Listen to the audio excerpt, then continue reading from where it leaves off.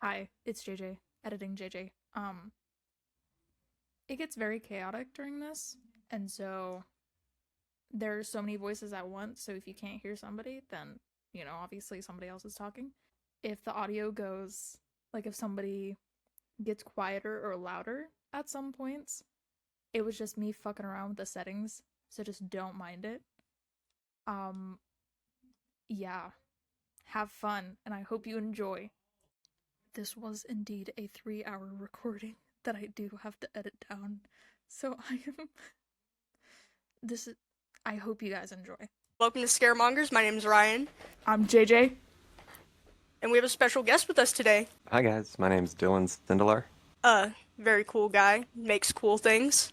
Today we're here to talk about the fog, a little bit about the showers, some projects he's been working on. It's really nice to have you here today. Yeah, thank you guys for having me. I'm always excited to talk about horror shit with anybody. So, let's get started. The thing about, I was just talking about it right before we started the recording, but like in the beginning, I was like confused at how quickly it was jumping around, but as soon as like I started like grasping, like started bringing up stuff about the Elizabeth Dane and all that, and I started really getting into it. I told JJ this when we were watching it, and I think it's literally because it was recorded in the same era, where I was just like gives ET vibes, and that's literally it. That's it. I was just like I think it's just because it was recorded in the same, you know, movie starts out. I was slightly confused because there's a lot of characters being introduced at once. I remember JJ the whole time was like, "Wait, what's going on again? Wait." I did fall guilty to that. I pulled up the IMDb page so that I could start learning character names. But, I still don't know one of the um, characters. You can honestly just call them by their actor names too. It's okay. The only one you should remember, both the actor and the characters, Stevie Wayne, the radio DJ. Oh my Played by god. oh, Adrian Curry. Stevie. He's just like, We love oh my Stevie. And god. so, for anyone who hasn't watched The Fog, um, main premise is that there's this town, and the way this town was kind of brought to be was that they sunk these guys' ship, stole all their gold, and was just like, let's find this town. And then on the 100th anniversary of the town being founded, like the birthday, oh, there goes Eddie Dean. On the 100th anniversary, fog comes in, things starts being a little bit spooky, like chairs moving on their own, stuff like that. And it turns out that the ghosts of the guys on the ship, Blake and them, are back, and they're looking for revenge. Cause like, I would be looking for revenge too if that happened. Just saying, kind of well deserved. So, thoughts on the movies? I mean, Dylan obviously picked this movie, so I feel like you should go first with, you know, why you like the movie so much. Things such as. Okay. All right. If I start to ramble, someone just wrote me in.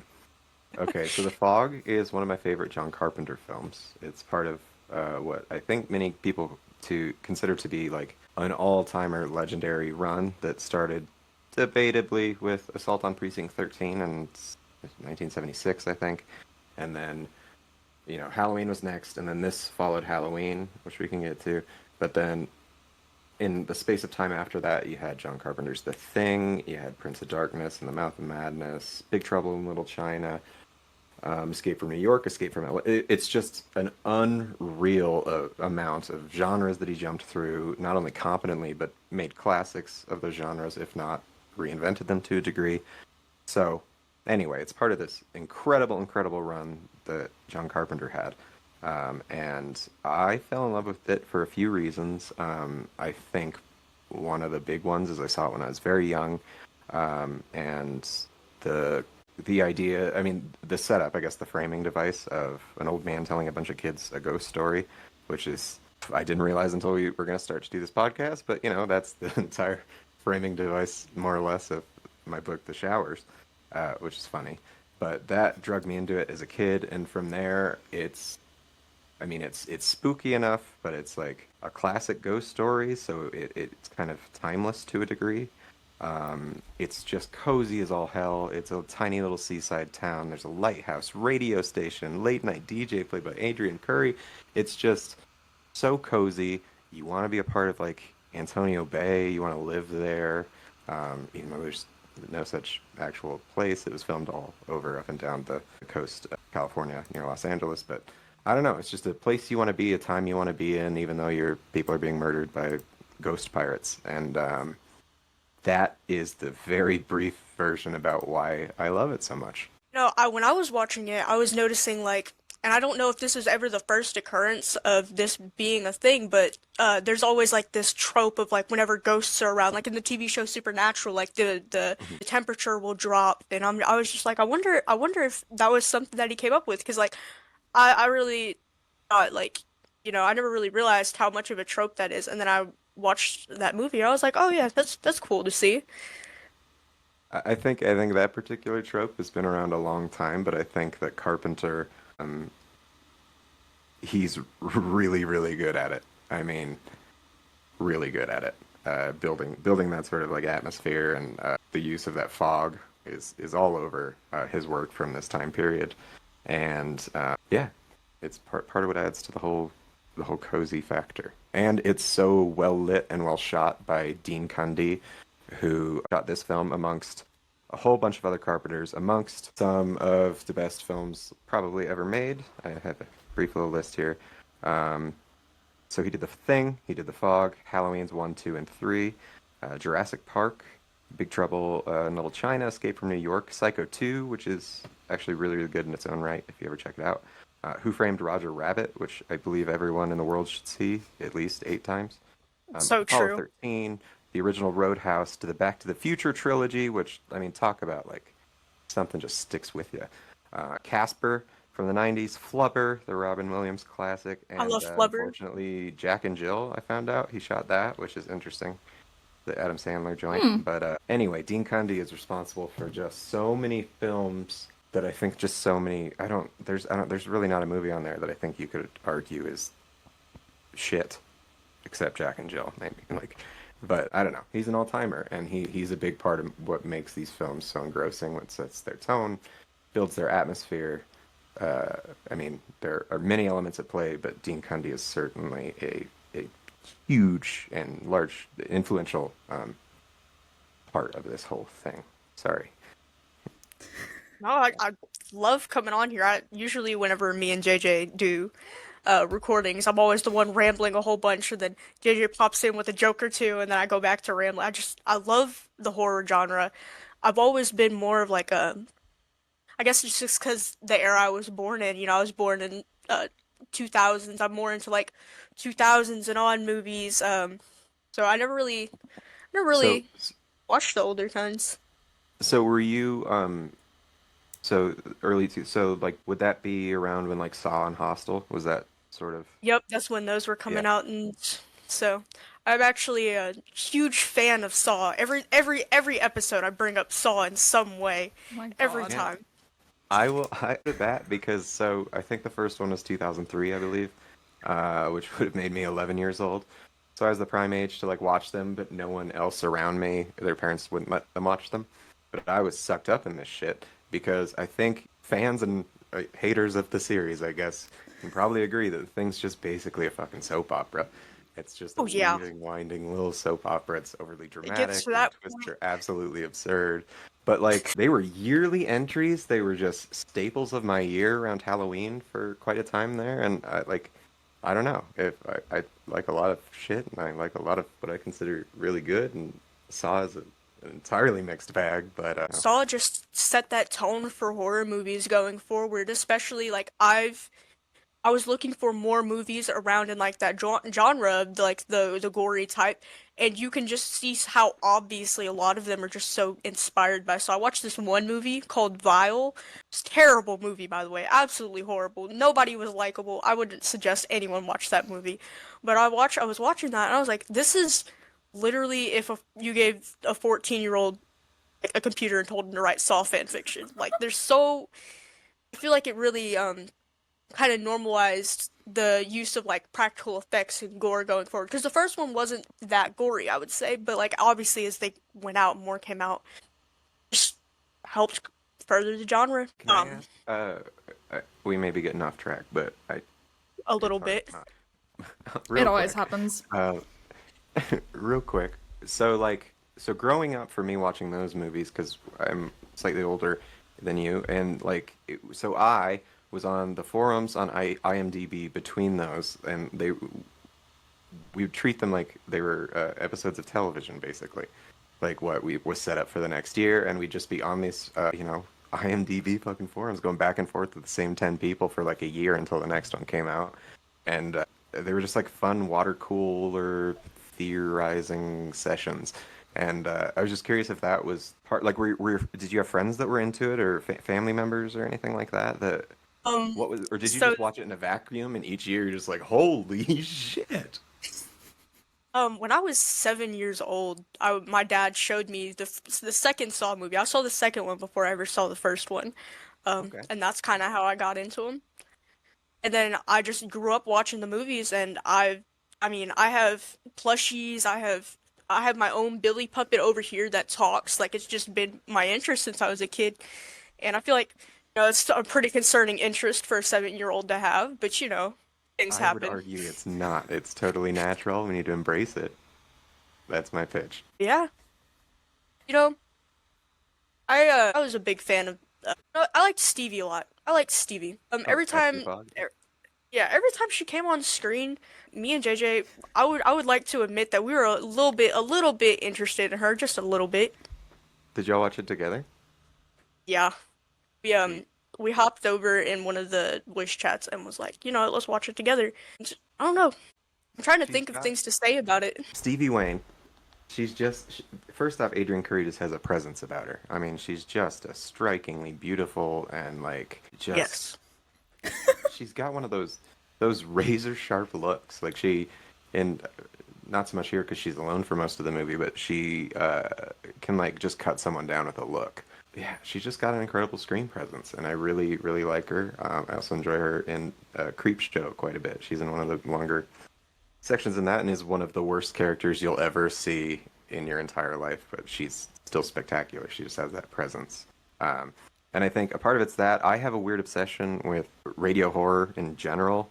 I made a short film and a short radio short, and then like I have like a whole thing around this character called Twigs, and it all started with this like radio station in the middle of nowhere where some shit happens in the middle of the night, and it's all broadcast. And so I love movies like Pontypool, which is an excellent, excellent film that I absolutely recommend everyone check out at some point. And then The Vast of Night, which is a recent one that's on Amazon Prime that is about an alien invasion that happens through the perspectives of a radio operator and a radio host and a phone operator in the middle of, stereotypical 1950s nowhere where aliens want to attack. There's just this tiny, tiny niche little genre that I hope to contribute to one day that involves radio stations. And then, like, throw Lighthouse on top of it. You got Lighthouse radio station. Just like, come on. Is this shit Obviously made for me? amazing. Like, excellent. That The tripled scene in fact. where she's calling out to her son over the radio and being like, "Run!" Like that was a powerful scene for me. Like the way her voice, just her voice, it made me genuinely feel like this is a mother. Like I don't know if she has kids herself, but I was like, I just loved the scene because it showed a lot of her ability to act. I don't know. She was also really Oh, great in the quieter scene with her son when you first see them interact, and he drops a piece of wet, sandy yeah. ground on the bed, wakes up his mom who's been working all night, and well, it's excellent. I agree. There's like, yeah, their relationship is just cool and chill, and like everything about this movie. JJ, what did you think of the movie? I feel like there were so many things going on at once that it my god. It was good overall. I don't know if it would have been like a movie that I would have watched alone. You know what I mean? I don't know. Just I feel like that's JJ's thing with everything because like yes. I'm the horror fiend and JJ was like, all right, I'll be along for the ride. And every time JJ was like, I don't know if I would watch this by myself, and I just get them into it every Honestly, single time. that was me with Terrifier. I would not have watched those alone. That's kind of righteous. I love that. I love dragging people into the deep end. Yeah. Ryan always does that. Every time. I just have an interest, and I'm like, you should do this too. You know what? We're doing this together now. I'm a follower, to say the least. A lot of the friends I grew up with they're not like super big into horror or anything like that. But my best friend is sort of like dipping his toes into it now, and he's been my best friend since we were like 6 years old. And they just had a kid recently, and so I'm de facto fake uncle. And I'm just like, just wait until like I'm the babysitter and we're gonna watch The Exorcist, and I'm just gonna come home and be like, Uncle Dylan showed me this.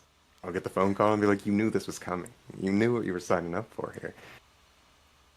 Anyway. I remember when I was a kid, I grew up on horror movies too, obviously, but I feel like the difference is that I'm not scared of them now, but as a kid I was terrified. I remember used to have VHS, obviously, because we were that type of household. We had just hundreds of VHS tapes. So we watched one of the original Child's Play movies, and I was so scared of Chucky that my cousins would take the VHS box, chase me around the house, and I would just be screaming.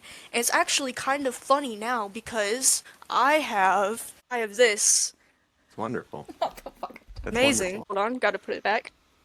Some kids have baby dolls, some have Chucky dolls. I'm sorry, Yeah. good guy dolls. When I lived with my grandpa, I used to have a Tiffany one as well, but I used to be so terrified of them, and then I just grew up and got desensitized as I got older, so that's why they catch me watching movies like Terrifier and Saw, because it's just like, My god. Terrifier. Yeah, Terrifiers.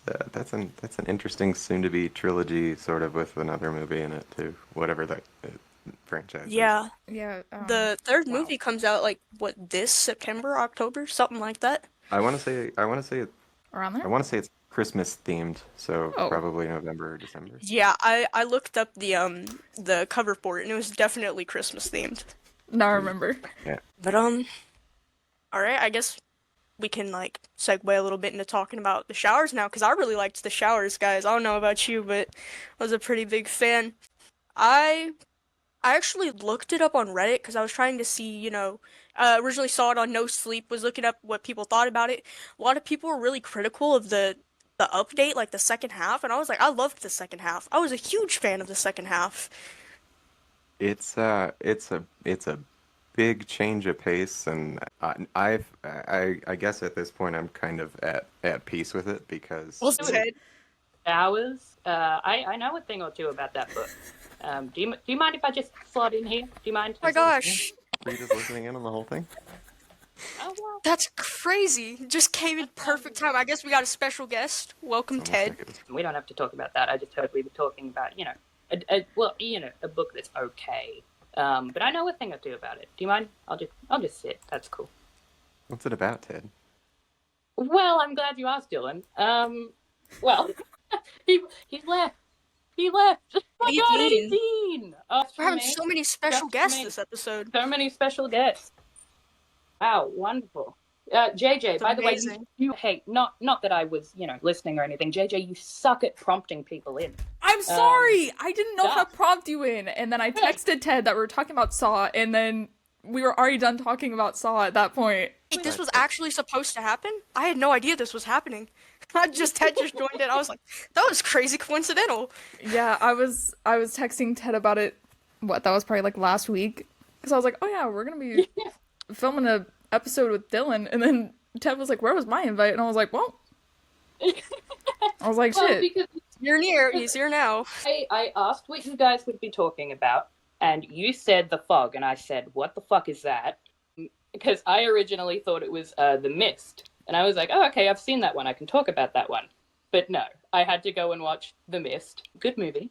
And then it's wonderful. And then you said you'd be talking about The Showers and probably his other projects. And I was like, get me on that podcast, JJ. I don't care how. I don't care how stupid it is. I will be there.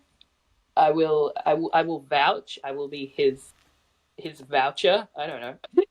His voucher. I just finished it today. I just finished the showers today. I watched the first half up until like the 5-year gap, and then I was like, all right, I gotta really lock in and make sure I get this done today because I really want to talk about this. I'm a huge fan of how the second half played out. I love the way you characterized Jack and Karen, and I like how I've seen a couple people react to like her and being like, I hate her, and I'm just like, well, all of the characters had their own faults, if we're being honest. Like it's heavily talked about how they're both the same type of person and they would play off of each other's fighting, and I loved this. I loved it so much because the first half felt very much like it was supposed to, like someone older telling about a past experience, sort of like in a horror story type of way. And then it genuinely did feel like the second half, like this is an update, this is what happened. I don't know, it felt. I'm such a huge fan, like I genuinely am, and not to butter you up or anything, but He doesn't need it. Don't butter him up. He doesn't need it. My head's already far too big. For anyone who doesn't know, Ted is kind of became the moderator of. I'm I the stream moderator. on Twitch sometimes, and Ted is the moderator. I'm the My boss. moderator, your boss, your social media manager. That's why I had to Yes, come in. social Actually, media manager. It's crazy. make sure you didn't I say anything stupid. Objectionable. You took out all of the slurs I used all the time. Yeah. all yeah, the slurs there's all a- the time. There's a lot. many. I cut down a 5-hour video from Dylan the other day into 2 hours, and that was just cutting out the slurs he said. Just the slurs. That was just that the was first just the half, slurs. too, because I am good Wow. at hiding it. Yeah, I gotta yeah, keep it politically Languages? correct. Yeah. Yeah. Different languages. languages. It was insane. He busted out Greek out of nowhere. I was like, I don't know Oh. what that means, but it's probably hurtful. At this point, it's just a game between Ted and I, not for really anybody else. Yeah, got so It's- creative, made up a couple on the spot. Yeah. It's cat and mouse, but the cat is saying just awful things. I'm going to stream for 24 hours, and my challenge to Ted will be to cut it down to a G-rated. G-rated. G-rated. Oh no. You might get a couple minutes in there, Everyone got their camera on, and I feel left out. So yeah, just turn on the camera, Ted. Excuse Ted. it. The first episode that we recorded, I didn't have a microphone at all. So if you go and listen to it, it's actually the worst quality ever, and it's so embarrassing. It's so embarrassing. That's why when JJ had sent Dylan the link for it, I was like, no way you just did that. I sound terrible there. I recorded a podcast with my friend Lee, Chris, and Heather, who do Slenderman stuff, Dark Harvest, and Whispered Faith. And they have a Godzilla podcast, Radio Free Godzilla, and we were talking about the 98 Godzilla movie, and they brought me on for that. And I did it and talked and yada yada. I didn't have a microphone. And he sent it to me to do a pass on, and I was like, I'm sorry if the audio was shit, because it was. And he's like, I did what I could. And I was like, oh no, I kind of thought he'd be like, it's all good, man, I got it. But so that was a bit shit. But that's, long story long, why I got this. I purchased this because I was embarrassed about the quality of my voice on another podcast. And then I did it. I was like, hey, I'll make my own podcast. I'm a 31-year-old white guy. It's practically like just Yeah, Yeah. meant to be. It's just You have all usual. the necessary criteria. You're 30, you're in your 30s. You're white. You have some political opinions, as we've discussed. Yeah. That's least what a I was gonna couple. say. I was like, the white walls. I'm like, maybe I'll just be like, Dylan, what should I put up there? And he just sends me the list of like every slur possible, and I just write it in like Sharpie or something. Okay. I think we need to once again repeat that this is Okay, untrue. you were the one. Just Hey, for my own. hey, man. I know. Alright. I know. I leaned into it. I'm acknowledging Okay, that. well. This is a joke, guys. Don't bring up Dylan's name on Twitter, guys. Guys. No, Or- do it, or do it, if please. for It's good so reasons, funny. I guess. It's like Oh, it's like it's an so funny just for all the people I know. yeah, inside jokes just for this podcast specifically. Tell me about the time you guys met Dylan Sindelar in public. What awful thing did he call you, and did he hit you? You'd get some stories. Yeah, you got some crimes, Oh, Uh, a litany, yeah. Just, a couple. Yeah. So, Just showers. What was back writing on that topic. like? What was that writing that like, Dylan? Wait, I do have an answer for that, but Ted, do you want to? I'm curious to see how you. Okay, here's the thing. My brain is fucking broken, so when I right. try to explain, I think everybody's. This is why the YouTube series I had, the Anderson Journals, a long time ago in high school with my friend Austin.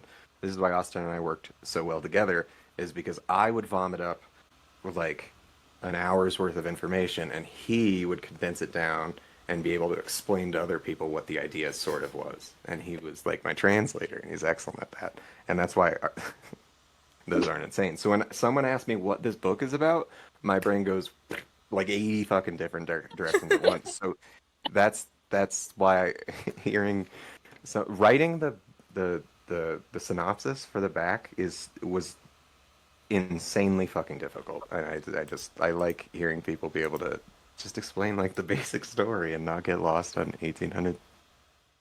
So what I'm hearing is you need me to be your Austin in this situation. You need me to be the guy that puts your word vomit. Why are you making it weird like that? What do you mean? Maybe Austin will hear. Drag Austin in here right now. Don't worry about it. He's busy. He's got stuff to do.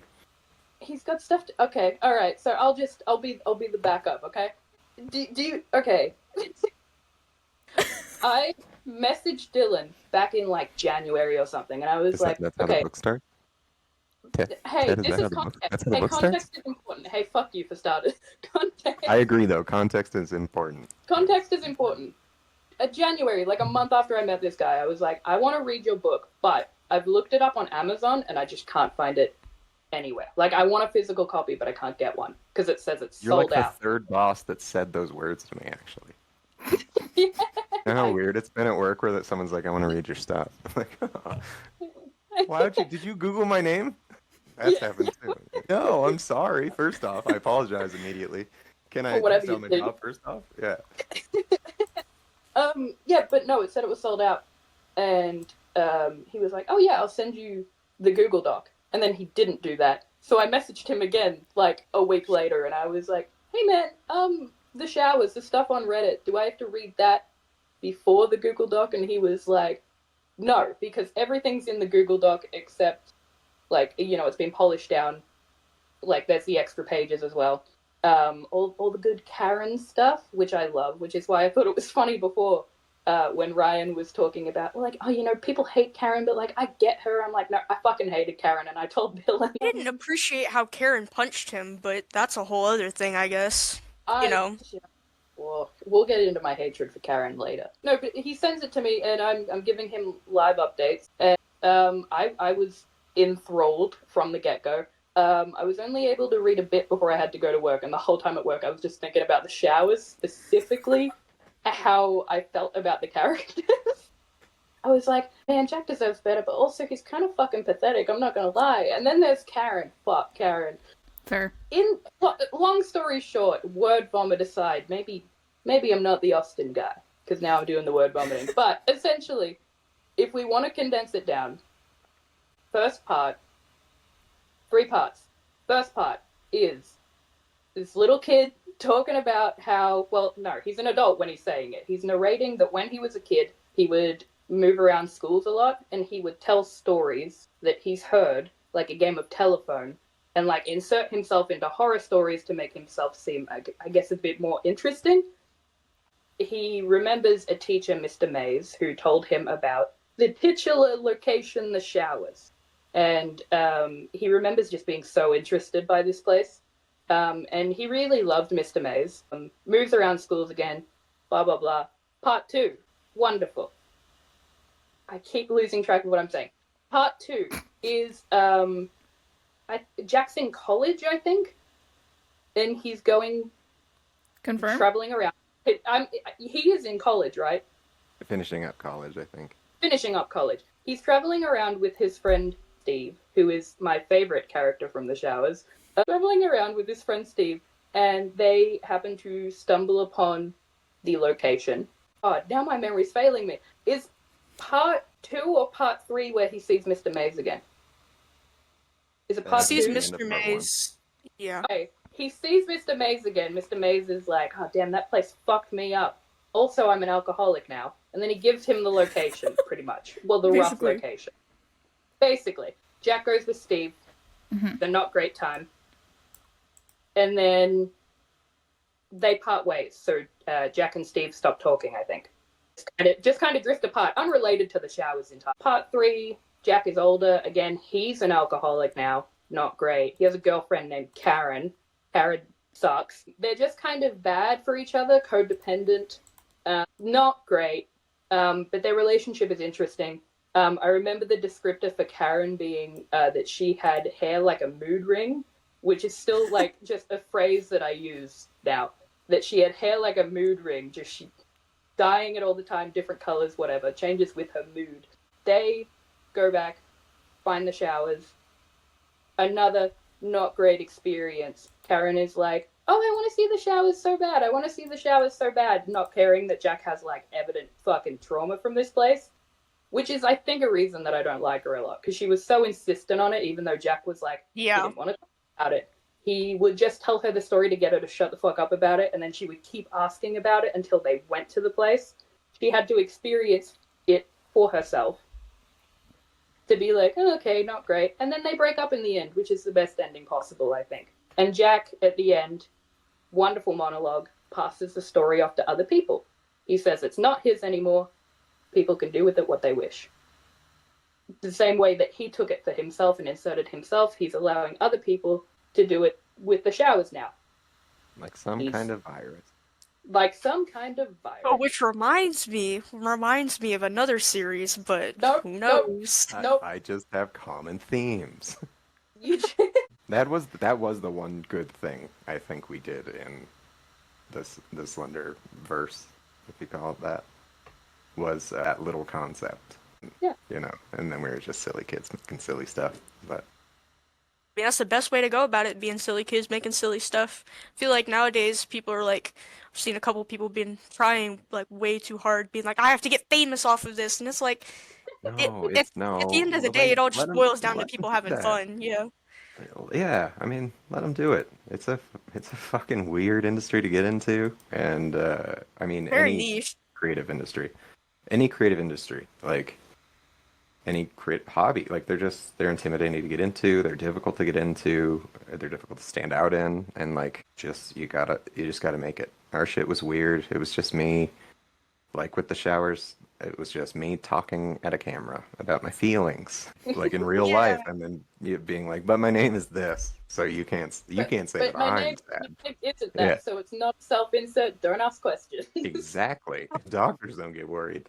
But Yeah, no, I think like people come to it in different ways. I know a lot of people who were a part of that little subculture and were, you know, balls deep in it and into the creative side and collaboration, and you know, for whatever reason they just went back and no longer did that sort of stuff, you know. Right, they have day I think it jobs is and or nice to careers and see. passions, like, but you see all kinds of people have their own take on it, and that's interesting, especially with Slenderman being more or less a blank slate, like and the least interesting part of your story, whatever it may be. Like, it allows you to paint with a pretty open canvas, but with a common, already established idea.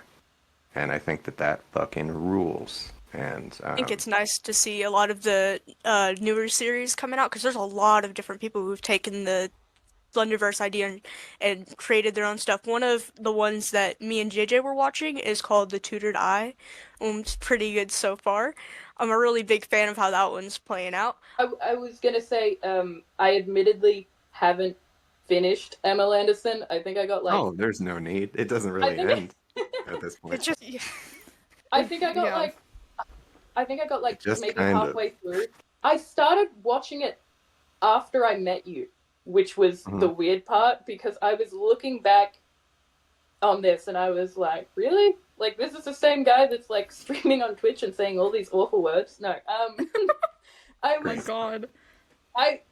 But I agree with what you said that about, you know, Slenderman being a blank slate and being the least interesting part of the series, because I was watching Emma Anderson and then Slenderman would show up and I was like, oh my god, I've been so enthralled. I forgot that like that was the basis. I forgot that guy was meant to show up because I just got so interested in the other pre-existing characters and their dynamics with each other and all these different concepts. It's I like, think that's the thing about a lot of the ones that lasted, is that like it did morph into its own thing. I know Austin and I at some point, I don't know if we like discussed it, but it was clearly like fuck, man. Like, how many videos since we've seen Slender? God, and we have to break out the pantyhose mask and like, well, how are we gonna Pantyhose position mask. it? How Oh are we my gonna god. just straight up? Yeah, that's what it was. Pantyhose, duct tape on the back to hold the legs down. Movie magic. I'm telling you, Great. anyone can do it. That's Oh crazy because I shit. remember being like, I remember thinking, I was like, oh my gosh, this Slender Man is so good. Like, this looks amazing. You just tell me it's a pantyhose mask. I'm just like, that's Pantyhose crazy. mask and an oversized suit found from several different people's closets. You know what? Fair. Thrifted Slender Man. Wonderful. Gotta do it on a budget. And I want to Yeah, say, shit. even those first two videos before Austin got a new camera, which we made a plot point because we realized this isn't gonna The work. shit It was was crazy. recorded on the USB Xbox 360 camera that was just fucking sitting on Austin's desk forever, and we used it for Tiny Chat. We would all Tiny Chat constantly, but then, well, fuck, that was after it.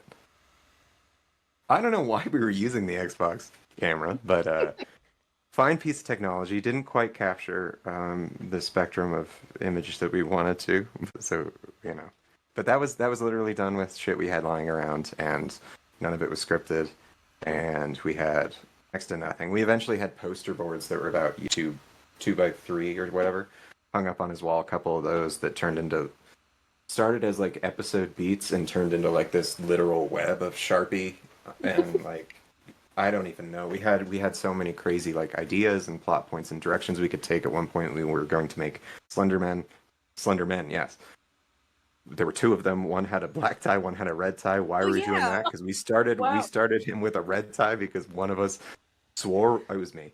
I swore I saw some images with a red tie and I thought it was more striking and would set us apart. Anyway, people didn't dig that. So we switched it to the black, but then people thought there were two of them. So I was like, okay, how are we going to play with this duality? And then we started looking at Gemini and Castor and Pollux and their whole story of, you know, one's immortal, one's not, and then blah, blah, blah. There's a lot of stuff that we scripted out, basically, not scripted, we plotted out how that would have taken us to the end of a series. And I think we must have done that however many times. And then, you know, we moved in with Everyman Hybrid guys, and that took a bunch of routes that never played out for various reasons. And it's wild. And it all started because we were like, fuck it, we can do this too. But yeah, so make weird stuff, I guess. I never really seen any of these. I think I got into the whole Slenderverse stuff like last year. I remember watching like Marble Hornets when I was maybe 10 years old, and I was like, you know, this is cool because I just was like into the YouTube horror stuff. And then I never figured out that it was like a whole genre of YouTube media until I'd heard of Everyman Hybrid, and I was like, oh, I'm gonna watch Everyman Hybrid, and it kind of just went downhill from there. And I started watching more and more. I was like, yo, these are really cool, you know? Yeah, you kind of fall into it. It's a neat little thing. And Alex Hare is a creative who creates, directs, and writes. And I know that one of their projects is a documentary on what the Slenderverse was, and it's more than you'd think. It was such a strange place and time with so many people involved, and like I don't know, it was weird. So shout out to that documentary when it comes out. 'Cause just talking about it after all this time, man, it was just such a weird but literally life-changing thing for so many people. Yeah. I think my first introduction to all that sort of stuff was last year as well.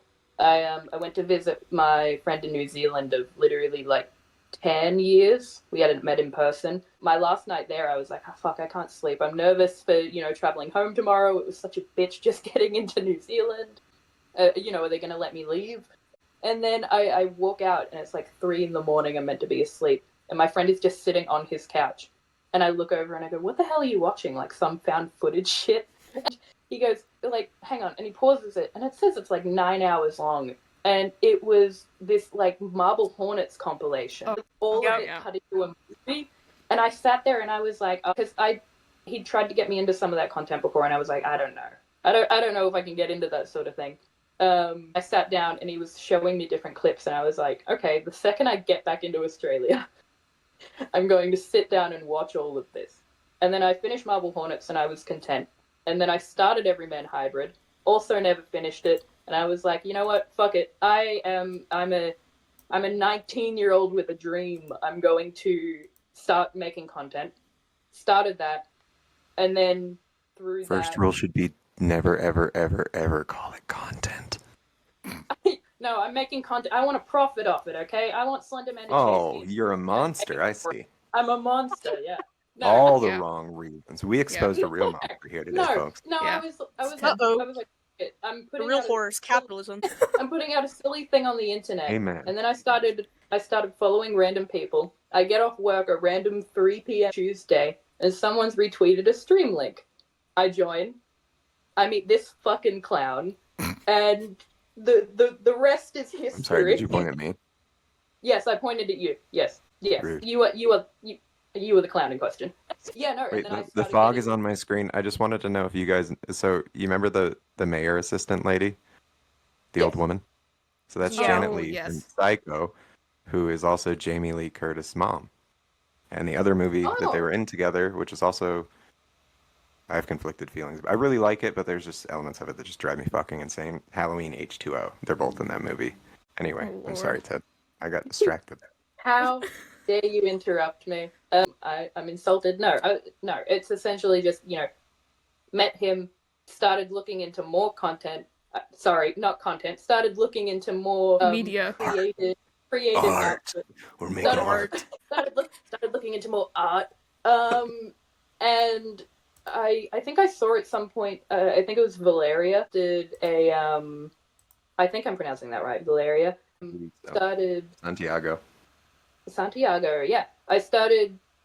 I saw she posted a this big like web of like all these different like Slenderverse titles from like 10 years ago, and how they were all connected to each other via cameos and mentions and like blog mentions and all this thing. It's this big fucking web of like everything is connected by some means, and it's just insane to see. Because if all these different people from a decade ago can fit their stories into each other, again, Slenderman becomes the least interesting element of it, because it's like, holy shit, this person was in this series, and then that series connected to this one via one mention on a blog post, and then that blog also mentions this. It's just fucking insane to see. But I love when like creative minds come together like that, and I wish like we had more of that today. Like, I wish that sort of thing was still going on, even if it's a new generation of people. Like, it's really cool to see, and it's like probably my favorite element of Slenderverse as a whole. I'm Really really curious excited to see. I'm really curious to see if it takes it.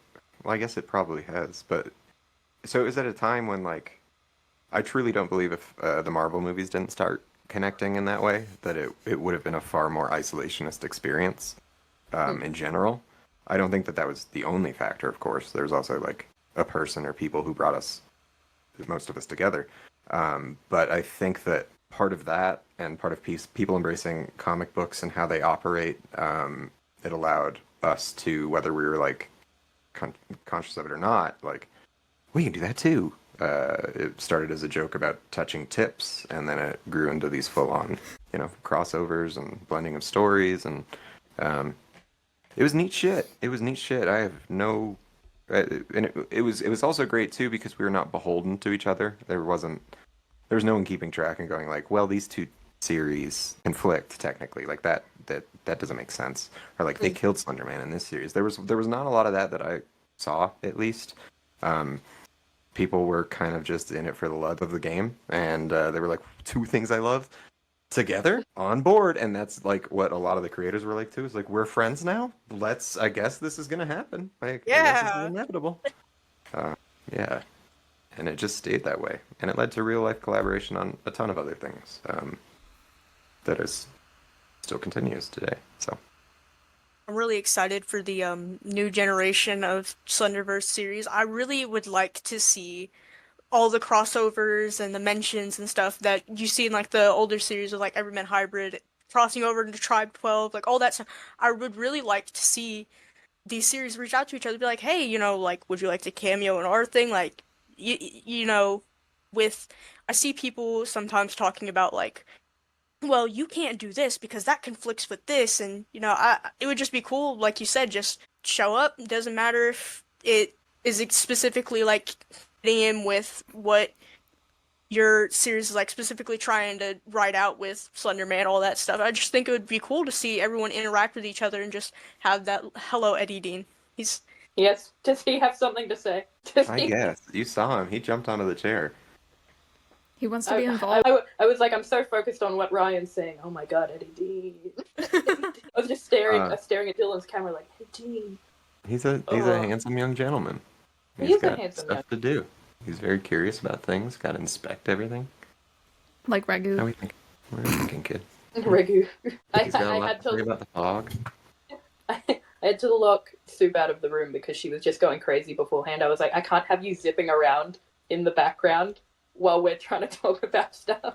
That's fair. Apparently you can. Apparently I can. You're right. Apparently I can. Maybe I let her in later. Right now she's still crazy. I'm Crazy allergic to cats, but I do God, have one loser. cat. Oh no. Oh. I do never have mind. one cat, and she's actually. I could let through the call. You could feel, you could sense it, my aura. You mother. My cat's evil. Ariana, she's evil. She bites people. Cat's and stuff. misunderstood. Yeah. She's Your cat She's very deserves grumpy. love, and you're Look, get the cat on there. I'm the cat whisperer. Let's go. the cat right now. Right now, I can go get her if we're being for real. I'm not. Okay. Man. I'm the She definition of probably better in would've- the room. I don't know how I would work with a cat via Zoom. She probably would have started flipping out if I tried to grab her anyways. Dude was Oh. on me for like 15 seconds. Okay, longer than 15 seconds. And But now he's you're just shedding 'cause covered. It's getting warmer. Yeah, he doesn't shed often, but I don't often wear all black for work and dress like I'm auditioning for Fall Out Boy in 2007. Yeah, the pink tie's killing it, man. Love Thank it. you. Yeah, Ties I the you- whole work thing hard together. at my job, where I make you would decisions, make it. where people trust me to make decisions Yeah, that you impact would make others. it. What a weird choice to make. Put you in charge of that, but you know, I know, that's what I said, but I keep I, failing upwards. failing I, upwards. I made a I've joke- run several movie theaters. Isn't that insane? They put That's me in crazy. charge of them. Go ahead, Anyway. Ted. Especially considering what you did to that projector in Nebraska, then a little surprising. Look, things done to me in Nebraska. There's a reason I wrote an entire book. Wait, I'm About segueing. what? There's a reason why I wrote an entire book about how awful Nebraska is. Yeah. I I can. understand Okay. the impact Yeah. sales. I can attest to how awful Nebraska is. It is. JJ, take us on a journey, please. I want to hear more of your Tell It voice. is us, tell so. us. It is so bad. Nebraska is the most confusing thing. I was just thinking about it earlier. About just the whole dirt roads part and just surrounded by cornfields and just fields in general, because it reminded me of like last year. I was driving with like 3 of my friends, right? I don't even trust myself to drive out of town in Nebraska. Holy shit, the drivers here are terrible. Absolutely. You were currently in Nebraska? Yes. I am in Nebraska. I'm yeah, so so- sorry. I know. It is so bad. I feel sorry for I'll pray myself. for you, don't worry. It is so, my God. And This just turned into a rescue mission. We gotta start a GoFundMe. Let's get Yeah. this going. start the The GoFundMe. GoFundMe is becoming real. Yeah, Ryan's not even gonna start a GoFundMe to come to Nebraska. You guys are just gonna start a GoFundMe to save me from here. No. Yeah, no one's coming Please. to Nebraska. We're going to get you out of Nebraska. Yeah. And then we'll organize something. Nobody come here. Nobody. It's a rescue mission, yeah. If anybody thinks about coming to Nebraska, don't. Go anywhere but here. Wipe that idea from your mind real quick, actually. Yeah, just It's really not go around good. Nebraska. Go anywhere else. It is bad. It is confusing and it's terrible. I know.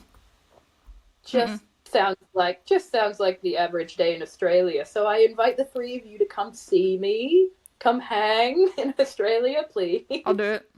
I know you're tough because you're in Australia, and you Yeah. have to be because the spiders. But I don't know. I don't know, Ted, my fearless moderator and boss. I don't know how long you'd last in North Platte, Nebraska, which is where I was forced to spend 2 weeks. That was the longest 6 weeks of my entire life. Yeah, living out of a hotel, having the whole town hate me. It was. I'm gonna write a book about it now that I think about it more. It's You gonna write a book about it? Second write book a book about Nebraska. Come on, I Nebraska. told you more. That was a Yeah, it was that- it was it weird was without any awful. paranormal elements. Chased by carnival you just folk. you really just showed up and you were like, "Hey guys," and everyone in Nebraska turned around to you with like fucking pitchforks in hands, fucking torches and everything. Basically actually happened. It was felt All of threatened Dylan's frequently. books, the underlying theme, don't go to Nebraska. Just Oh, that's yeah. I a will make a collective whole theme. universe that's just windmill dunking on Nebraska. Mhm. Yeah, And you know what? that's- Sometimes Kansas, because it's not much different. It's really not that different. At least where I've been in Kansas, it's not different at all. I feel like that I don't know what name order they were named in, rather. But I feel like they were going to do some sort of North-South Dakota thing with either Nebraska or Kansas, and then they saw it didn't go well for those states, and they looked at theirs and they're like, it's even worse, man. We're going to take mad shit for this. Yeah.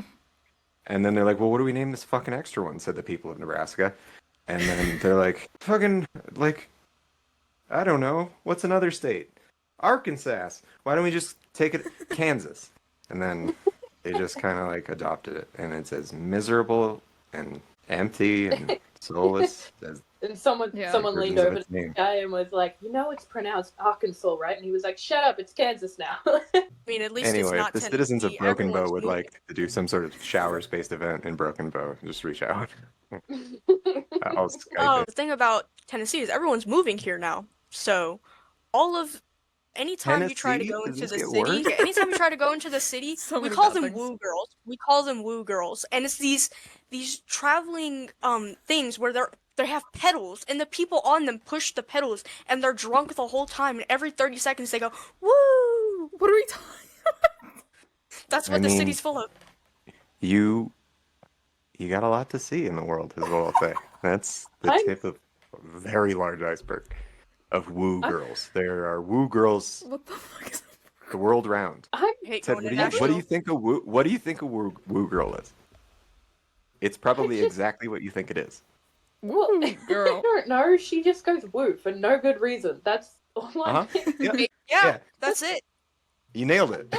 Everything I hear Pretty about easy. America is just like, sometimes I turn around and go, oh man, Australia is weird. And then you guys turn around and you're like, yeah, and the woo girls. I'm like, okay, cool. We're fairly normal then. Great. Yeah. Imagine a gaggle of those, but they're going 5 miles per hour down A the street, and you're gaggle right of woo behind them. girls. Yeah, A no, gaggle that's correct. That's correct. I feel like that's the God. perfect term for them, you know? Yep. A murder of woo girls, if you will. Woo Yeah. girls exist in a vacuum. They're not In a of vacuum. this world. I mean, even in Nebraska, I'm convinced you could pull up into a 7-Eleven outside of Hastings, Nebraska at 3 a.m. and there is a non-zero chance there'll be a 1994 busted-ass brown Jeep Wrangler with the doors off, despite the time of year, with 3 girls who look like they're dressed for, like fucking Bahamas or whatever. And again, Nebraska, heart of it, middle of the night. And you'll still see them in this busted-ass Jeep peeling out with like a 6er of Mike's Hard Lemonade and like just down the highway. It's like it's witnessing something in the night that you had no effect on. It's just a thing you saw, and then you have to live with that. Don't let And them get near the twisted just- tea. The You twisted just have Yeah. to know it's out there. The It's fucking like in White places Claws. that don't have mountain lions, and you see a mountain lion, and it passes you, and you got a story, and you got some shit to reckon with. There could be mountain lions in your world. Your worldview changes. Shatters your... All right. So I'm not coming to America is what that's moral of the story, not coming to America. Great, cool. Don't come to If there's, Nebraska either. if there's one definitive take I'll give about the book and its themes, one of them is yes, it's definitely don't go to Nebraska. Don't go to At all. Nebraska. And I'll second Yeah. that. Because you when you were telling me about just all the awful shit from Nebraska, I was like, okay, so the takeaway here is like, don't go to Nebraska, don't drink, all this different stuff. You were like, drink if you want to, definitely don't go to Nebraska. Like, that was the one you really hammered Yeah. home. You were like, do not even worth it. I'm not here to police people's lives, but I will say I don't recommend it. You Go. can Drinking, suggest- whatever, that's your own choice. I'm not here to talk about that. But Nebraska, you should avoid. Yeah. Yeah, great. Nebraska, worse than alcohol, Don't bring man. Nebraska around any of your friends or family. You might think Nebraska's safe. You might think you're old enough to cross Nebraska. You might think Nebraska's good for you, but trust me, no one else It's thinks bad. that. Okay? Go right around any of the Ask state your real lines. friends. Yes. No. Yeah, I looked up the phrase "woo girl," and the first thing it came up with was a scene from How I Met Your Mother, and I just somehow instantly remembered that scene, and I was like, okay, now I know exactly what a woo girl is. Fantastic. Great. Cool. We're all on the same level of understanding now. Yep. How about wonderful. woo girls.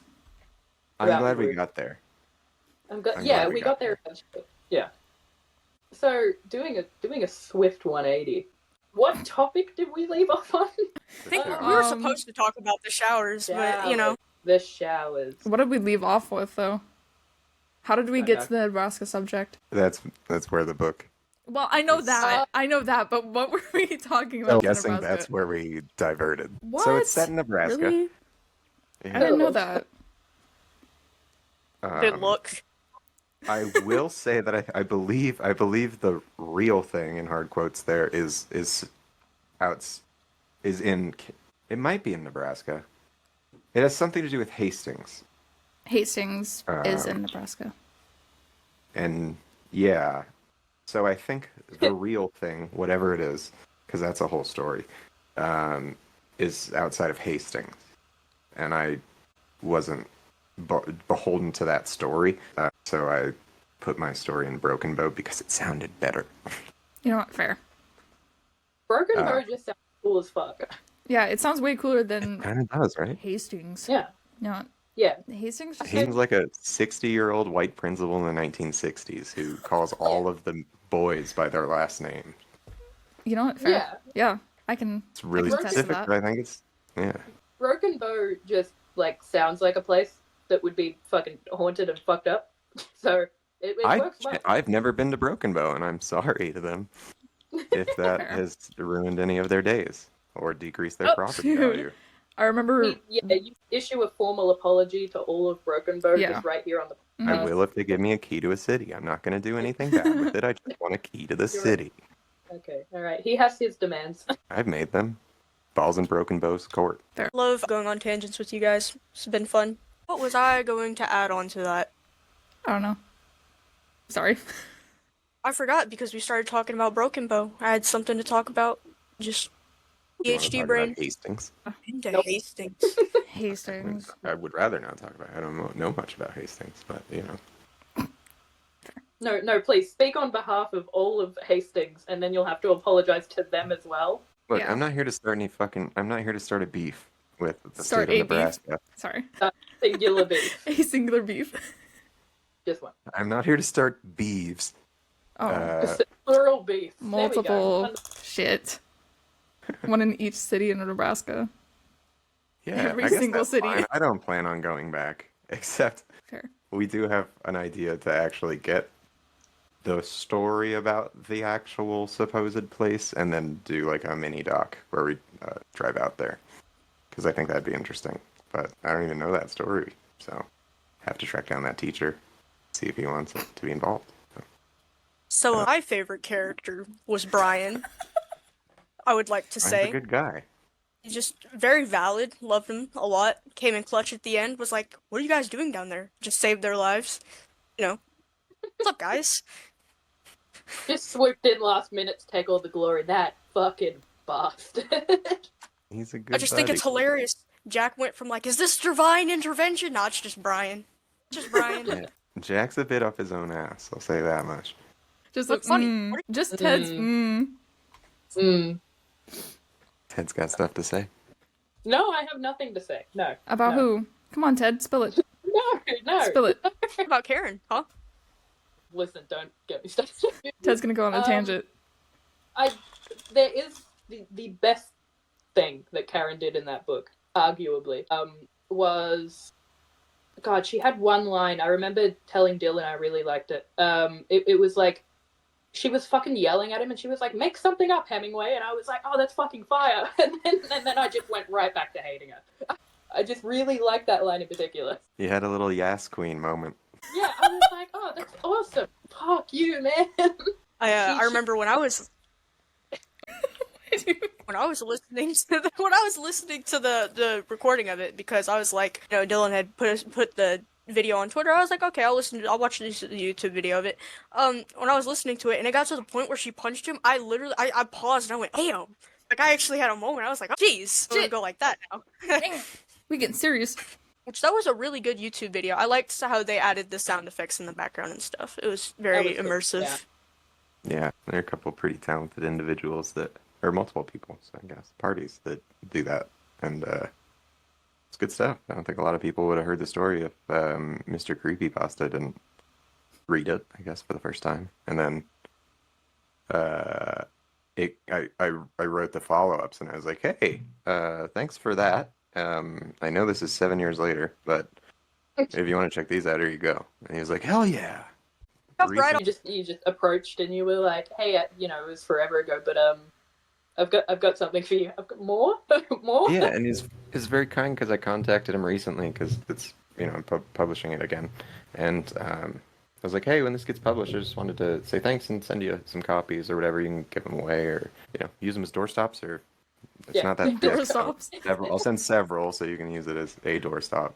As a Find a little bookshop. But he responded, he's like, oh, it's one of my favorites, and that he's been doing stories for 15 years, something, thousands. Such a compliment. Thousands. So, yeah, even if he was just being kind a little bit, that's pretty cool. But yeah, a lot of people have done those over the years. Even recently, that one of them I posted was the Dark Somnium, who approached me last year and was like, can I do this? Like some people do, and I was just like, hell yes, yeah. Which is cool. I'm just, it floors me that it has staying power, or that it's relevant, or relatable, or interesting, because it is almost half a lifetime ago for me now at this point that the first shit was posted online. So it's just wild. I remember when I started reading it and I was like telling you my thoughts about it. You started going back and like looking into it again yourself, and you were like, "Fuck, I could rewrite this now so much better." I tried, and the first trouble came when I did the first publication of the book, where I was editing it myself, because copy editors are extremely talented and dedicated and worth their money, but it's a lot of money if you don't have any. And so I did my own edits, and then I think they did a pass on it after the fact. But that for me was like, I'll make a pass on this, and it's not very long, but it is when you make a pass on it to change one thing, and then you're like, oh, I'll do another reread, and then it ended up being, I would imagine, like a few hundred hours on a short story of just second guessing and stuff. So I went back again for this publication, just mashing my hand through my face repeatedly. I did it to the first 20 pages, I think. The first 20 pages, and it took me 5 hours, and it started to look like this. Damn. Yeah. And so then I was like, I'm just rewriting entirely, so I have to allow the shit in it that drives me insane to do that and be okay with it, I guess, or else I'm gonna super George Lucas it and just change everything. I Just write a whole new. Yeah.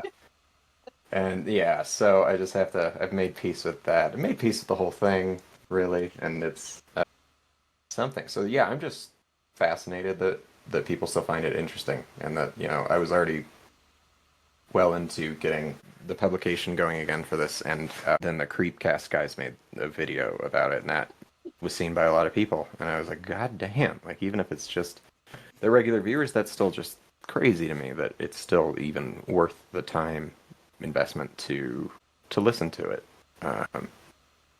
Yeah. I mean, you know what I think about the book, like, I really like it, even though it's like, I have a similar thing to you where I'm like, yeah, I know exactly what I think about it, and then you're like, okay, Ted, and I just word vomit nonstop. But yeah, I really enjoyed it. It's definitely worth the read, and I think like even however many years later, it still holds up. And a lot of the phrases and the mental imagery work really well. You're a very descriptive writer. I have an issue sometimes when I'm reading books that I'm like, okay, I have to go back and read that again because the descriptor was too long and I have no idea what I'm meant to be envisioning right now. Right. I didn't have that issue once when I was reading The Showers. I was able to like read it front to back, no issues, able to picture things really well. So like, yeah, kudos, absolutely. So legible typeface and short sentences. You heard it here first, folks. Yeah. The Showers is your next favorite book. I know I appreciate the kind words, and it's cool because I do the one thing for as much this thing is. I know a lot of authors are like, I put myself into the book, but the circumstances under which I wrote it and the style in which I was writing at the time, it was very, very. It's just me at points with some floof around it, of course. But no, like a lot of the things that people are grappling with in this, I think were just shit I was dealing with at the time, and made worse by the fact that I was drinking heavily while writing both parts of this, and then never really got around to the editing part all that much. But so it's very, very personal, and that part of it is kind of makes it somewhat icky to revisit. But I do think that the bones of it, the structure of it is compelling in and of itself, even if it's not the Showers that ends up doing that structure of, your first story filmed in a certain way, told in a certain way, like a fairy tale. Your second story is a more grounded and realistic view of it. Far more grounded and gritty. The third one is so far off in the future, but it's the same place that you're watching degrading or grow, depending on how you want to look at it, over a period of time, while your characters that are there are also doing the same, metaphorically. I think that is neat as a structure, and I think that it has elements that I do agree could be relatable, like the relationship between teacher and student, which I think is a really strong one, an important one. So I think there are elements of it that are, I say, universal, but highly relatable to a degree. And so, yeah, that's what I hope people get from it. But then at the same time, I realized a lot of people probably made it partway into the story and they're like, yeah, I've heard the Showers. And that's fine. They're just like, it's a scary story because the whole idea is that it's just a fucking campfire story and that's all it should be in the end. No matter the context. No matter the context of, like, the person behind it or anything like that, it can shed itself and just exist on its own merits or die. I guess that's just part of the end of the book. But, like, I don't know. I think that's neat. I'm just fucking obsessed with storytelling, which is what a lot of fucking up their own ass creators do. They're like, I don't know, I'm not so much a director or an editor as much as a storyteller. And it always sounds like you're just a piece of shit saying that. But I am obsessed with storytelling, and the way stories are passed down. This functionally, I think, The Showers, I can say, is a story about the creation of an urban legend, which eliminates all of the characterization. It strips away a lot of that muddles my brain up, and I think that it's cool as an origin story for urbans, as kind of an archetype of how that can happen. I don't know. But, I would like to say that I think just the concept of The Showers itself, it reminds me of, like, a lot of horror revolves around either, like, slashers or a big one that, everyone talks about in schools, like the fear of the unknown, all that. And I really like how it was something kind of inconspicuous. You think of The Showers and you're just like, oh, what could possibly be scary about this? And you describe these characters going through this tunnel of just sheet metal and the door and these shower heads just dripping substances. And it's like Jack's like has it on him and he's like, I can't even specifically tell you what this is. I really liked it. It's getting harder and harder to find concepts that you can make into a horror story because, sorry, I don't know if you guys can hear my dog barking, but he's kind of freaking out right now. yeah, we're all digging it. Keep going. Yeah, It's good ambiance. He's got shit to say. Yeah, he wants to speak. He also likes Showers. Let the dog speak. He loves The Showers. Yeah. No, he hates it. He's arguing against you actively. Fine, I told you, I've come to peace with this thing. Right. I don't know, what were you saying before the dog? I was saying that I liked the concept of The Showers in and of itself. Like, it, how, like, the fog starts, they're telling this campfire story, and it's hard to find horror stories that aren't just, like, somebody got killed. I mean, obviously someone got killed, but, like, I don't know, it's something new, it's something different. Like, The Showers, like, how is that scary? And then it turns out it's just a good horror story. I loved it. It's just a campfire story that gets endlessly expanded upon in debatable quality. I am curious because the Creepcast guys were talking about some stuff that I never looked at, like a lens at with which I've never looked at the story. Like asking questions where I was like, I guess I haven't really thought about that much, but like functionally, what are the showers as opposed to like what was I going for, I guess, and like why showers and like I don't know. I was curious what you guys thought about any element of that because I think You I know have what? answers for why I did like those two things, but I'm not sure. Again, I was gone writing this, and that's not a cool thing. I'm not bragging about that. It's embarrassing for part of it or a lot of it. But like I don't know like what the process was behind a lot of it. Some of the edits, of course, were. Yeah. But yeah, I don't know. I was curious what Actually, people's reads on were some elements of that. I have a fun story because the thing about the showers is, I actually when I was a little kid, I watched the original It, and for a couple of years after, I don't know if I've told you this already to JJ, for a couple of years after, I actually could not take a shower by myself because I was so Oh. scared of the scene where Eddie, Oh, no. just tears the drain up. I was so scared of that. And so the first thing I actually thought of when JJ was like, "Oh yeah, we have to, you should check out the showers for the podcast." The first thing I thought of was like, "No way. It just Nope. it just reminded me of that of my childhood. I don't think I showered by I- myself again until I was 8. Damn. Wow, it fucked you up good. Yeah. I want to say one of the readings over the however long, one of the pictures that they use for it, I believe, is one of the shower heads from that scene. I Really? could not point you where, but I think one of them is, yeah. That's what I was thinking about the whole time I was reading the book, is just where all the shower heads start coming out of the wall, and I was like, boy, this is Great. Hey. 8 years old. Fuck. childhood Back in me it is again. rolling right now. Wonderful. Back to the Pennywise trauma. I think when I was reading through it myself, I didn't really. I don't know if I just didn't think it or didn't process it as much, but when I was listening to the Creepcast guys, and they were like, okay, so the showers are very evidently producing like human meat right now, just like blood and all this gross bodily fluid and shit. I was like, I don't actually think I thought about that the first time I read.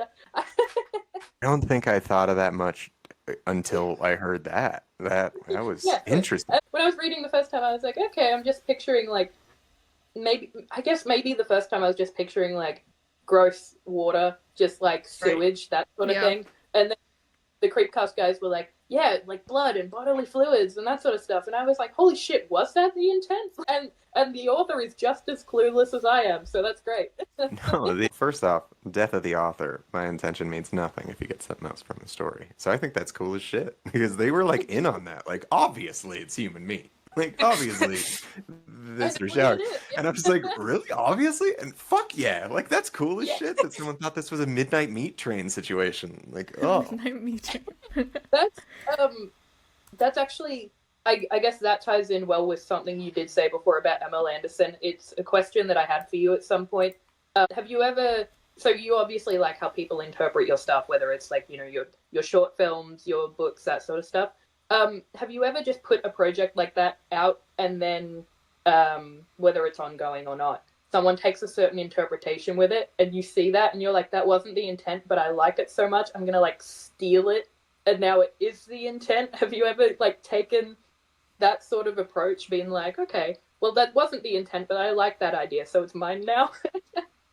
I don't think so. I suspect that Austin and I did that without realizing it or realizing it and being like, fuck it.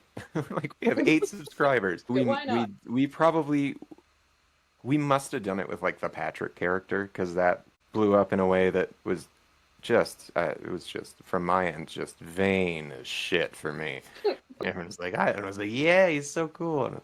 But we might have added like some elements of his character or hinted at some elements that we were like, that was a cool take, but I can't really. I mean, the whole thing was truly improvised, save for like a discussion Austin and what I would have before we rolled. So it's hard to say and it's hard to remember. I know that since that time, like, no, there's nothing. I think even the showers that was out there, with the second half being written so many years after the fact, it didn't. I mean, clearly The second half is not what anyone was expecting, for better and worse. But I think that the showers specifically is pretty insulated from that. It's not something I like to do. It so happens that people might predict things or key in on stuff before it's maybe readily apparent to like other viewers, but or readers or listeners. But no, I don't think we've ever dramatically shifted a story in the Anderson journals or anything that I've really done since. We've shot some stuff that felt very fan servicey, but most of it I don't. It doesn't exist on like the main channels and stuff like that. Ted's if it interested. exists at all. Yeah, but we I did a little head not turn. I was that like, kind oh. of fan servicey. Nasty kids. No, but we shot some stuff that was very fan servicey from like a conceptual standpoint, several conceptual standpoints, and it never got posted for a reason. Whether it was just, I don't know, seemed like a cool idea at the time. It's just not a cool thing to do. And there was like a whole issue you could talk about in its own right in the Slenderverse with game jacking. We were all interconnected in a way which made it easier for people to latch their story onto others, which I personally never experienced it as a larger issue because the only people we ever interacted with in that way were, Everyman Hybrid, and they were already our best friends at that point. So yeah, didn't try to, still try not to do that. And like I for sure did not have a very, very clear grasp on what exactly the showers were in the initial writing, but when I revisited it, I was like, well, let's nail some stuff down for myself so that I don't contradict my own world that I'm trying to build here, regardless of if anyone ever wants to hear that or hears it. So I'm a true proponent of death of the author most of the time. Most of the time. Yeah. So, Well, sometimes you gotta. so circling back to the Anderson journals, the ending for me was pretty chilling. It felt a little bit sudden. I don't know if that was like it was just we gotta end this, thing. I have a question for you: whether or not you've seen the ending. The ending. I just saw the Was last it entry on the channel. Which one was it? Was it the one with the piece of paper? No, I've only ever seen the one where it was Okay. like the parallel from the first entry. Okay, yeah, so like the reboot one. Yeah. Yeah. Okay. There was another video that here Austin was living in LA, and I was back in Colorado at that point, and we just hadn't talked for a while, and I think it was Halloween or right about then, and he just posted that out of nowhere, and it's just a video of like, it would have been it was like a good impression of a shitty keep people guessing video that might have been posted back in the day on those channels. But he just has like what looks like a teardrop on a white piece of paper drawn, and then he like puts it on a chair or something in front of a house and then leaves. And I was like, this is fucking hilarious, Austin. This is hilarious. We're never going to touch this again. This is really funny. And then neither of us ever took it down until I logged onto the channel for the first time in years a little while back, and I was like, well, put that in case anyone ever wants to look at this again. I never saw that video because I'd never caught up on the series. So people were like, I got a video, a really important video just got deleted from ML Anderson. And I went to a friend, I was like, so what was the video? And they were like, who told you that was important? Who told you that was really lore heavy? It was just It was just something. something. Yeah, they were I offer a genuine I'm sorry to anyone who was bummed out by that, but I follow that up with, but isn't that a little funnier? But it was funny. I really liked the ending of the video before was just a real bummer, but when it was just a bit in the very last video, leave you feeling good. The entry where it felt just the way it started. I immediately picked up on this is literally just the script of the first entry, what's going on here, and then it feels like he has just a sudden wave of consciousness, he's like, where's Sean? He starts asking questions, and that was so chilling for me. I was like, and then it's just over. I was like, I think I sat down and watched the whole thing in a day. It was a year ago, so I'm pretty sure I don't remember a few of the plot points, but I do remember how the ending did leave me. I was like, oh, confused, that's something. Waiting for more. Yeah, well, confused more. Yeah. It did feel sudden. I was just like, oh, well, that's the end, I guess. Yeah, life just got in the way a little bit there. No, it's okay. It's all right. You know what? You can use me as a scapegoat. As his new social media manager, I'm telling him Yeah, not to talk post. to All Ted. Ted's fault. No comment. No comment. You do not. No questions at this time. Respect his privacy at this time. Okay. All right. Please. Please. He's like, I've got 3 videos lined up, Ted. What do you think? I'm like, nuke him. Don't. Keep him guessing. They won't see the light of day at all. They- No They won't light. see the light of. They're too fan servicey, you know. Too fan servicey. Yeah, Oh, we've never done anything fan servicey. No. I think the comparison. I don't know if it was one of you guys or not. I think the comparison was being drawn just in general between the fog. Circling back to the original movie, I mean, between the fog and the showers, I actually, as I was, I took notes as I was watching the fog. Okay, And- so I wasn't the only one that took notes. No, I got But- notes too, but we stopped talking about the fog like 3 Well- minutes in. Yeah, we talked about it I very was briefly. asking you to and then- speak, JJ. I want to hear what you have I- to say about the I, fog. and then I said that I wouldn't watch it alone, and that was about it. I don't know what that means. Okay, I wouldn't watch it alone. like I don't think I'd watch Gone with the Wind alone. It's a don't know. fantastic movie, and I think I watched it for class. I'm trying to think of what I initially. mean now. I don't know what you mean. I don't know what I mean half the time. Like Usually you'd see a film that was like, you know, and you'd be like, I'd watch that alone. And like, people would be like, what Why the do you fuck? make it sound But fake? like, but when you do those, I don't know what you're getting out of that. I'd But watch that when you alone. do that, Mm. the opposite gonna way, make it it doesn't sound make as much saucy. sense. No, I I'm would gonna not sound watch saucy. that alone. Like it was too scary to watch no, alone.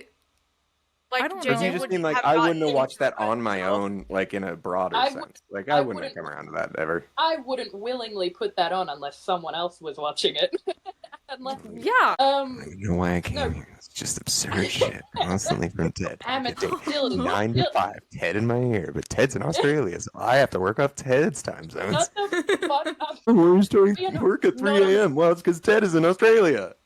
Not It's on the breaking my podcast. brain, Ted. Not on the podcast. Keep it civil, all right? Take it to DMs. Ted and Dylan get into a fight and not clickbait? Whoa. No, And no, me and but Ryan are not just here like, whoa, Yeah. my god, guys, I'm please. throwing fists. Yeah, Please not you, stop, man. please. Wait, Not in front of the cats. we've discussed this before. I would definitely kick your ass in a fight. Anyways, And I don't think I fought you on that at all. I didn't even fight you on no, that. I wouldn't fight you No. for real. Yeah. Forfeit. Just No, it's imagine alright. Ted suplexes him. he's on. Yeah, he's on. Okay, he's gonna come to Australia. Even now, I'm gonna like beat him up. 180 pounds soaking wet. I don't. Well, I mean, it helps that we're similar height. That's probably. Well, like I'm a few We're inches talking shorter. about this for real. No, listen. Okay, We're not- getting into it. Yes, Ted. I'd kick. You haven't seen the gains. You're just a manager, man. I do. Ted's right. Ted's right. Yeah. Anyways, now that we've discussed and agreed upon the fact that I Yeah. would kick his ass, Yeah. looping back as I was taking notes, none of which are like very in depth or sensical, I made a note at some point that says, "If you like the fog, you'll like Twigs," because I got very similar vibes between the two, and I guess it was the radio. It probably was the element. radio station. The But I the name of the just- radio station in Twigs is just a rearranged version of the Is it's it? KBA and KAB. Yeah, I think Oh, What Twigs the is, fuck? Dude. it's KAB 1340, and then Twigs we had KBA 1280, or the other way around. I don't. Or know. something Oh my like god. that. It was a fog reference. Yeah. But yeah, no, I kind of just drew that connection in my mind, and then I don't think I was focused on the next 5 minutes of the movie because I'm like, damn, I should rewatch Twigs because I genuinely, I really enjoyed it. I don't like you did it, and Ryan's like just Ryan, did you even I watch want- Twigs? I wanted to watch it today, but I went out to eat Mexican food. But I did pull it up. I did pull it up. I get it. Pulled it It's up. important. The Mexican food is like Mexican super food important, guys. over the Mexican week food in Tennessee. in Tennessee, Tennessee. yeah. We walked into Sure, that it's restaurant. great. We walked into the restaurant. It was full of white people. I was like, this is either about to smack or be terrible. I feel like that's any Mexican restaurant in any part of America at this point. is just all white people. Honestly. Oh, literally, I walked in there, I was like, this is going to be a terrible meal or the best meal of my life. There's no in between. It's gotta be one side of the spectrum. We don't know which one it is, though.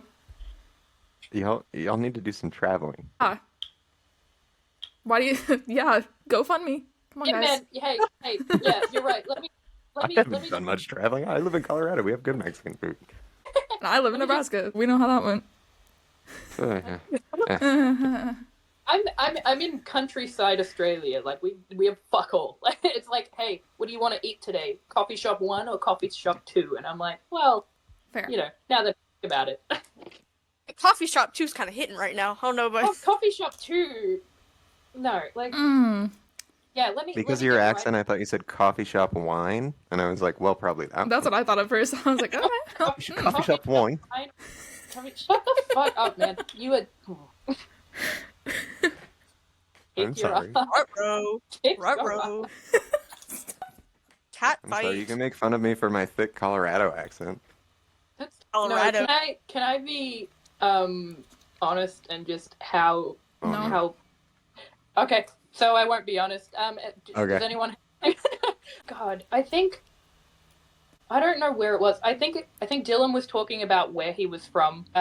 Some place in America. I can't remember. Like, where are you from, Dylan? Oh, I was born in Minnesota, and I grew up in Littleton, Colorado. Minnesota. Okay, here's how geographically just awful I am. He was talking about Minnesota and how he was originally from there, and I was like, dude, that's awesome. I want to go to Canada. And then I was like, nope. Just And the not whole at all. time, Ted was actually pointing at Russia on a map. It was fucking mind-blowing. I was like, that's It gets fucking crazy. better. My God. Yeah. I have tears right now. That's amazing. It's not even the first time I've done. It's not even the first time I've done it either. I was like, yeah, I'm gonna plan for going to New Zealand at this point. And my friend was like, okay, do you have your passport? I was like, no, why would I need a passport? It's part of Australia. Like, it's a different state of Australia. So I'm just geographically inept in general. It's a little bit Wonderful. challenged. Yeah. I think that's okay. I think that's fine. When's the Oh, next mean, time Minnesota's going to be a part of your life? At At least you can make it to coffee shop 1 and 2. It's Yeah.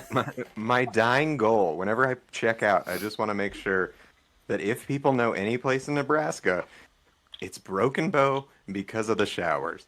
Yeah. Like, Because of- they'll be able to point to it on the map, even if they're in Australia. Well, Like it's- how people know Colorado. We don't have that. accent, I'm Colorado. sorry. Colorado. Like That's Colorado, crazy. they know Estes Park, the Stanley Hotel, because of The Shining. Fair. Even though it wasn't filmed, they know it from the book because it was inspired, and like, Mhm. and that's like just here in Colorado, and people kind of relatively know where that's at. And I want to do that for an awful place in the center of Nebraska. You just I guess that's the goal. I shoot for the middle, Yeah. so even if I miss that, it's not by much most of the time. You Yeah. know? you're just And you're it's not only like the just goal is that- little. Either a little up or a Like- little down. The one thing I've learned in recovery is that if you set the bar low enough, you can just walk over it after a period of Yeah. time. You don't can have just to sort of limbo. It's too complicated. Let it go that Yeah, low, and you just kind of step over over it. So Get a I running didn't start. watch the Twigs. I didn't watch the Twigs. The twist. What are your guys' thoughts on or Twigs? The Twigs. Twigs. My bad, guys. Well, what JJ has to explain. JJ's seen Twigs, yeah. Stop. Oh my. But the showers are much longer, and well, that was what it was. So that's everyone. Yeah. I'm just saying JJ gets a shot. A shot that'll be very bad. Because, holy shit, I don't even fucking remember the character names at this point. I believe it doesn't matter. It doesn't matter. You It don't does need to- matter because one is Log line. lost. Just one sentence, you can do it. One sentence. Should I try to One explain it sen- in one sentence? Even if it's a complex sentence, highly He- complex, and perhaps It's a gonna lot. be hates highly it. complex and a lot of us. Yeah, that's fine. It's just, you know, It's it's a bunch JJ. of people writing. You get one because I had an essay on the showers. You get one sentence. one very long sentence. Mm-hmm. Basically, Twigs takes place in a radio station. Yes. You're doing great. Thank you. Thank you. Yeah. Thank you. That's it. It just takes place in a radio station. So basically, You got this. You got this. hold on. I'm like replaying the whole thing in my head. Everyone be JJ's woo girls. Okay? Yeah, be my woo girl. Woo. Yeah, Didn't even hear it. You The did mic didn't even pick it up. The mic came didn't from pick that. it up. Okay, do it for me. Yeah, One is for me. you just backed up. I was so ready, and then no noise came out. Got really far away, went, and that's it. I hate that we weren't able to hear either of your woos, because the first time you did the woo closer to the mic, it cut out. All we It's heard so was, loud that your mic just cut off. He's not allowed. Some things are too pure to be recorded. Yeah. Oh, yeah. It's like trying to get Damn an it. angel's true form. You know what I mean? except it's just Dylan trying to do the woo girl. Yeah. You can't Trying perceive to it. do the woo girl. Trying. Well, I'm doing it. You're just not around to witness. It's in such a high frequency. right. Oh, yeah. That it just Actually, breaks every sounds- single sound barrier. Nobody Only can hear dogs it. can the woo girl. You don't know the power of Only the woo. dogs. You don't know the power of the woo. Oh my god. Yeah. Power of the woo girl. It's like the woo. Anyways, JJ. Fuck. Damn it, we can't keep talking about woo girls. Okay. So, quick summary. Ooh, they're in a radio station. One of the guys is lost. He hits something, doesn't know what it is, so he's a little dumb, a little stupid. Tries to walk into the fucking surrounding forest or whatever, looking for this deer, and the main guy and girl, I don't fucking remember the names. Yeah, you're just nodding along. And Yeah, you're doing great. thank you. I appreciate you guys. And then basically he calls back in and he was like, shit, it's literally a twig monster, is it not? We never show it. Yeah, he describes it vaguely, but yeah, we didn't. We don't. It's Yeah. never shown. You get a vague idea of it being a person carved out of a tree. Is what Yeah. the line is. It starts climbing on the car and shit. Oof. Lord. Ooh. And yeah, so he dies, I assume. Yes? Confirm nor deny? Brow raise. Yeah. Who knows? I'll take that as a yes. Ted, I mean, what the you only think? thing I knew is I just opened the description. I was like, oh, it's voiced by Yeah, Stephan King. I was like, sent cool. the link to Ryan after I- you tweeted about it. And I was like, In hey, my- you need to watch this. And then he was like, oh, I will. Look how that turned out, Forgot. Ryan. The hell. At least I got through the showers. At least I got was through gonna the ask showers. you I was too today, busy too. playing Resident Evil. I was playing. Yeah. I was playing Resident Evil. Thirsting over that one guy. Sorry. That happens. Resident Evil's important. Where did it Did- go? I Dylan, can't believe you just said that. I get it. I've been there. There's been a lot of Resident Evil games, and I've had a lot of shit that was less important than those games.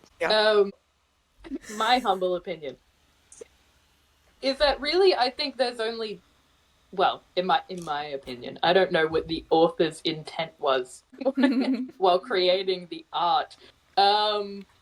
Not the content, the art. Either the dude Baby straight steps. up beef obvious feels like the obvious answer, the easiest way Yeah. to go. Or I like the idea of like that dude like being I don't know if I want to say like absorbed or like becoming part of the monster, but I do like that That'd be trope, sick. I guess, of like, oh, there's this freaky thing. It's going to absorb people, and then like rather than it just being one entity, I guess it's like a collective of like multiple, if that makes sense. That reminds me of that Doctor Who episode of the what are they, like the cousins of like the Rexicoricophallopatorians? The guy comes in and You knew exactly what they were. What the fuck did Oh, you I just don't- say? I don't know what it is, but this is gonna be like the longest name that neither JJ nor Ted can process. Because what the fuck did you just say? because fucking- Slow it down. Slow it down for me. Slow it down. Syllables. the Rexicoricophallopatorians, they're the You lost me. the Slitheen, because the Slitheen family. Anyways, they're related to Oh, them, yeah. and they come, and this guy comes, and he just starts sucking people into his body, and Oh. like they're like, "Help! Get us out of him!" And he's like, "Ah!" And, It he's an happens. alien, because Doctor Who. That doesn't No. happen. That only happens in Doctor Who. It happens, it's just like Fuck that. it, I we guess. ball. I couldn't even tell you. I couldn't even tell you how to spell it. Like I'm trying to Google it. I put like I lost it as R-E- Rexa. That's Rexacordfallapar. It's a lot of God letters. damn. Okay, Spelled like fucking how it spelling bee. sounds. Holy Yeah. shit. I'll just Google what I have. Cool. Just looks up Rexa Doctor Who. It'll probably pop Hold on. up. Yeah, because I googled Rexicorio. That's just not at Choreo. all right. Bunch of Choreo. dashes. Just- Now I you know need what? to see this. It's not important. It's not important, and it's not relevant. to What Twigs. the Sorry. How did you get it? I got it. This was the Slovene. This was the Slovene. I'm talking about like their What the neighboring fuck is planet, that? guys. Rex. Don't worry about what they get up to. They just get up to some stuff. Don't worry about it. They're just mischievous, I guess. I'm Can't even just scroll. annoyed. I'm just Ew. Clom irritated. Why is do the they neighbor look planet. like this? Ew, what is this? I don't even know if this is part Yes, of the I same found it. thing. This is the guy who would suck people into his body. That's what I just saw. Yeah, seems Yeah, right. he's from Clom, which Clom? is the neighboring planet. Yeah, the What the neighboring. fuck? This is the picture of him with the guy in his body, the people in his bodies. In his bodies? Sorry. Yeah, What kind of Nightmare on Elm Street stomach does he have going on Oh there? my Excuse- God. Stop. Nightmare on Elm Street. Lord have mercy. God. I used to. I'm just Watching irritated that Doctor Who all Ryan day. turned around and was like, "Oh man, I don't know what it's called. The supercalifragilisticexpialidocious. Like I don't know. Like said the That's whole. exactly what it fucking- was like. That's exactly That's what it was exactly like. what. Yeah. Great. That's exactly what happened. I was like, okay, It was great, a good bit. great. Back He's dying. Twigs. Yeah, back to that. What a side quest. Man, this is like every podcast episode we've done so far. We just So get I- so I- sidetracked. I watched Twigs, and I didn't know that there was like the original Twigs on Sham Live channel? Question mark, Yeah. I think. Yeah. Which was Vinny and Jeff. I listened to it and I was like, holy shit! The guy that plays, not the guy on the phone, the other one in the like actual short film sounds so much like so similar to Vinny. I know. That Yeah, I it's just wild. I just assumed it was the same guy for like a good fucking minute. I was like, that wasn't Vinny, was it? No, yeah. So the way the first one came about, that's just the audio, is like I came home from work last night and sat down with Jeff and Vin, and I was like, hey, here's the idea, here's the beats, and we did it exactly how Austin and I were used to doing. Well, shit, how we did a lot of stuff, which is just, I was like, here's the beats. You're the radio host, Vinny, because you have a beautiful, sultry voice. He would come to my door before bed and go, "Good night, Dylan." But I was like, Vin, so you're the DJ, and I didn't want to deal with audio edit. I don't know. It was a blurry time. I don't know why this was the solution, because I wanted it, I guess, to sound like it was legitimately coming out of a speakerphone, but I only wanted to record in one location, so we didn't have to deal with editing audio. I'm saying that on a podcast is great. Oh, Yeah. I posted Vinny up in his room, and then I went out to my car parked across the street and had Jeff in the passenger seat of my car with my phone recording, or with his phone, whatever it was. And then I was like writing little notes as we did the whole thing in one take, which is also the dumb thing that we did. That's one of the reasons people like kind of Improv like our as your series a little voice. bit. Well, no, the improvising just made it shittier. But we made it one of the differences we wanted in our series was, one, it was character focused and it was like psychological, as opposed to Everyman Hybrid, which is also very character focused, but in a different sense. And then it gets there. Anyway, we thought we were doing something different at that time. And then the other element of it, I just talked my way into forgetting. Sorry. So Yeah. real. I didn't laugh. You What do you mean? you were talking about how you were filming it in the car, adding notes as you Oh, went yeah, along. yeah. The other element was that we did it in one take. We gave Yeah. that up eventually, but all of our videos were ostensibly in a single take, which we did a couple times. But it got to a point where we were then putting stuff together, the building cuts into it because it got too complicated. But yeah, for a while there, they legitimately were one take. Anyway, that's how we did Twigs as well. As I sat in the car with Jeff, Vinny was up in his room, and we just busted that up and put it up there. And then I built on the concept of Twigs amongst my friends, and I had little small projects here or there, mostly writing stuff about it. And then eventually I revisited it because basically what Twigs is a cold open for a longer film or story. Yeah, and so that's what that is. And we remade it. Remade it with a completely new team, a couple of guys out here, Tomas Herrera and Dylan Cole. And we financed it and built the sets and called in favors and did that on our own. And it was fucking awesome, man. I don't know. I've worked on a decent amount of film sets, and even when you're doing like 14 to 16 hour days. If you're there with like a few people who just are doing it for the love of the game, you're not making money. Like you're just putting it in it because it is fun and exciting and creative and collaborative. Like I don't know, you can spend a long day on a film set and potentially doesn't even feel like work. Anyway, So this might be like on a completely different topic, but I think I found like the channel through the HIV short, and I was just wondering oh how yeah, that came to be. the best thing I've ever done or been a part of. Rather. Written by I remember. Austin's brother, Andrew Harris. He sent us a script, and Austin and I wanted to make something, and so we roped Evan into it. Austin shot it, or he shot it while Austin was gone for some reason, which is why half the thing is out of fucking focus. Because it was just Evan and I was operating the camera. And whatever, Austin must have edited it together, but that was really fun. That was just Evan and I talking about HIV and AIDS. Necessary. Sharing a razor, Less- you know, the usual. As was a as public soon as I service finished show. Everyman Hybrid, I just saw that on my recommended, and I was like, "What the fuck is this?" Because I recognized Evan's face. I click on it, I'm like, "What am I even watching right now?" The end had me cackling, but I was just like, "This is different. It's interesting." Because I was so used to seeing Evan's face in like relation to like these terrible happenings and like murderous character habit, all that stuff, and then it's just like, "You gave me HIV." Yeah, then he's just casually talking about AIDS. Yeah, and Oh, yeah, gay it's butt sex. important to get the word out. Gay butt sex, yeah. Pretty important lessons. Christ, I remember I hadn't seen it either, and a friend of mine at the time sent me the link to it. The tag message was like, "This is the guy you moderate for," and I watched the video and I just sat there for a minute afterwards, and then I just texted back. I was like, "Yep, Basically. Yeah. You should have just said no. No, it's the other one. no, it's the And other the guy. response was, It's the other guy." Yeah, listen.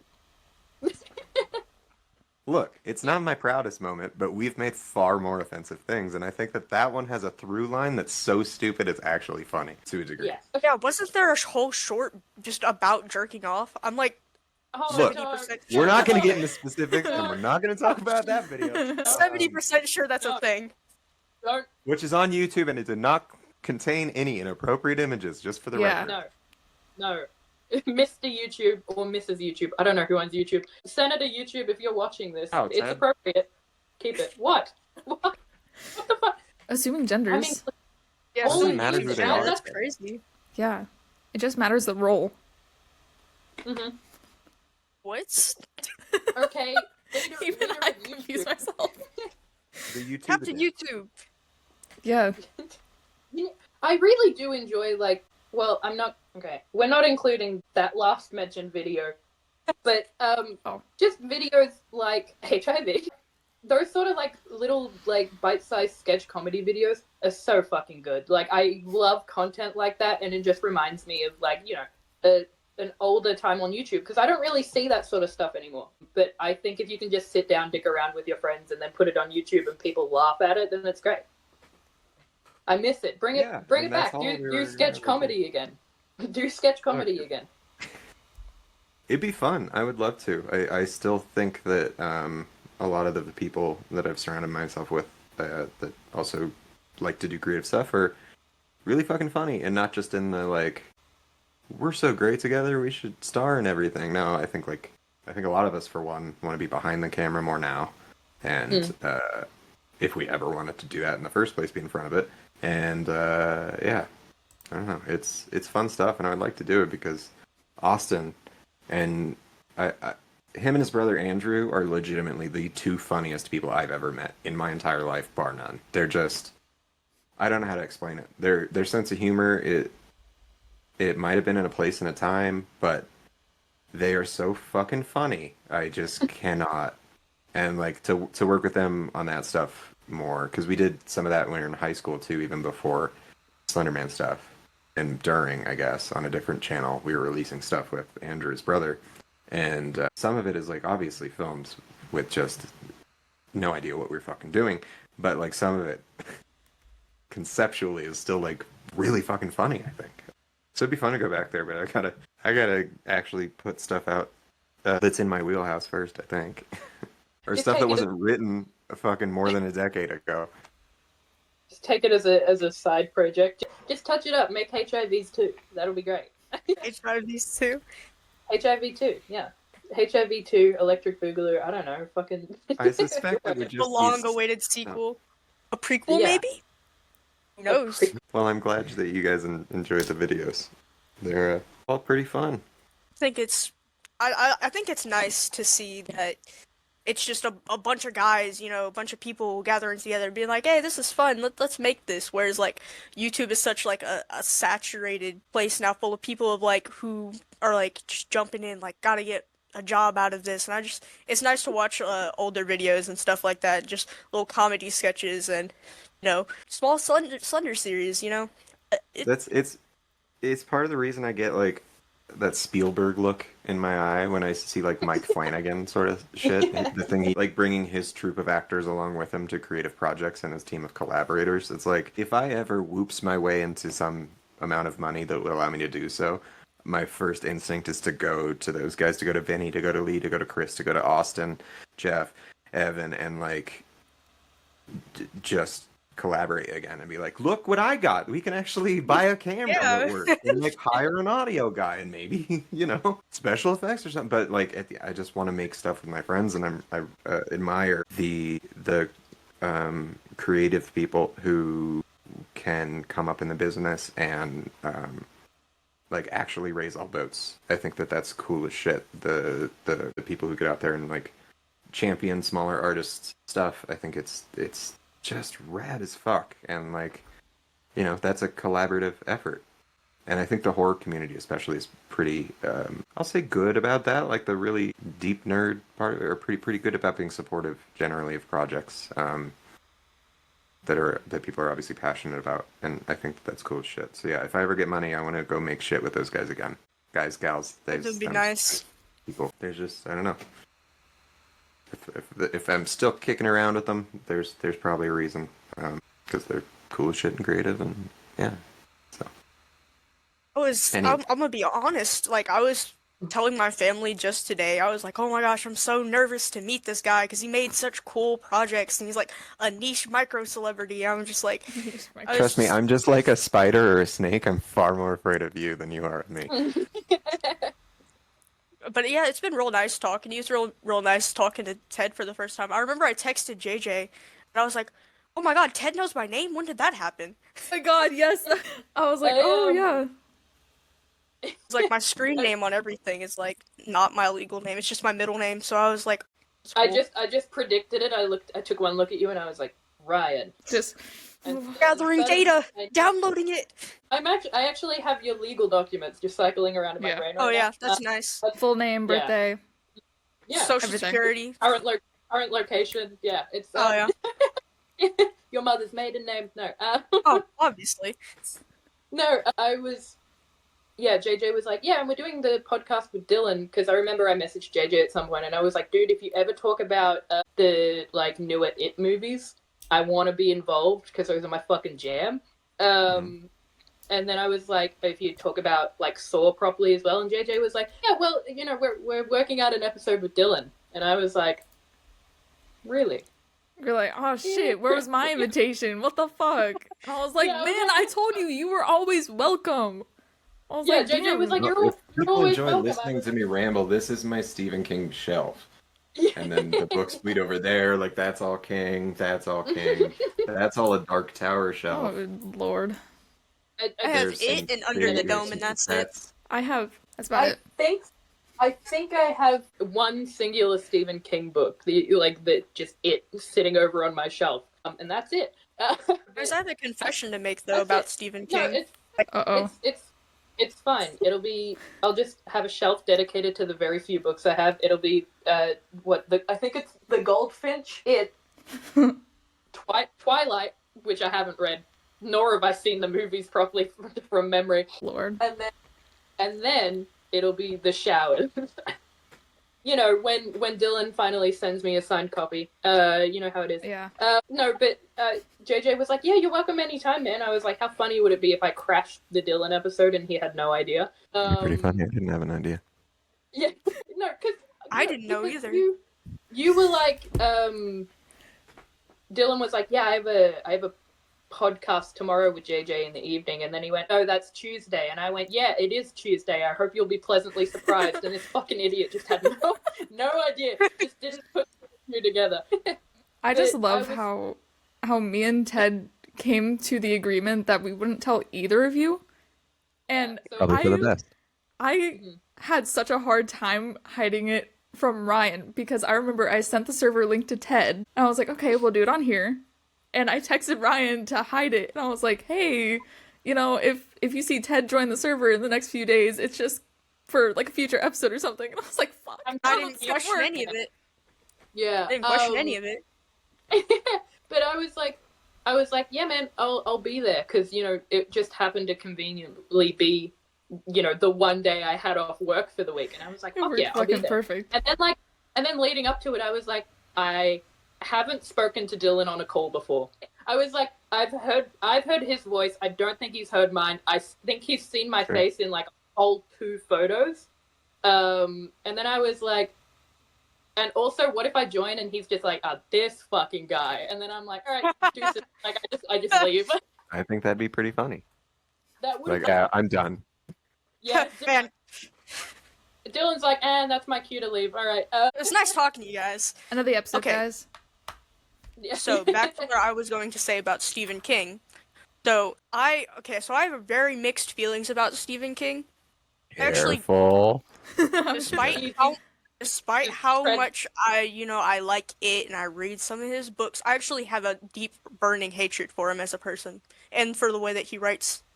Oh shit. I mean, call me a contrarian, but I just hate the way that he writes and the way that he writes females, women characters, and I hate the way, and it's like he's going I on a don't tangent, okay, guys. if you've ever read The Mist, like the actual book, you'll understand why I have such a deep burning hatred for him, because he set up the whole first half of the book Oh, characterizing the main guys, like I have to get back to my wife, I care about my wife, this whole thing. And then he suddenly brings in this woman character who had no purpose other than to be some sort of sex appeal in order for him to have an affair with her. And then when he escapes to still go get his wife, by the way, she comes along with him. Like, that's not gonna be an awkward thing to explain. Like, yeah, oh yeah, this girl, don't worry about it, don't worry, I just slept with her, don't worry about it. I genuinely, if you have ever read it as well, you just I need you understand to- the way he writes women. I need you to picture right now that I'm standing behind Dylan and I'm like, my hands are on his shoulders and I'm like, easy. just like Easy. holding him back. Yeah, I'm like, it's okay, it's alright, it's okay. It'll be alright. No, man, I'm not.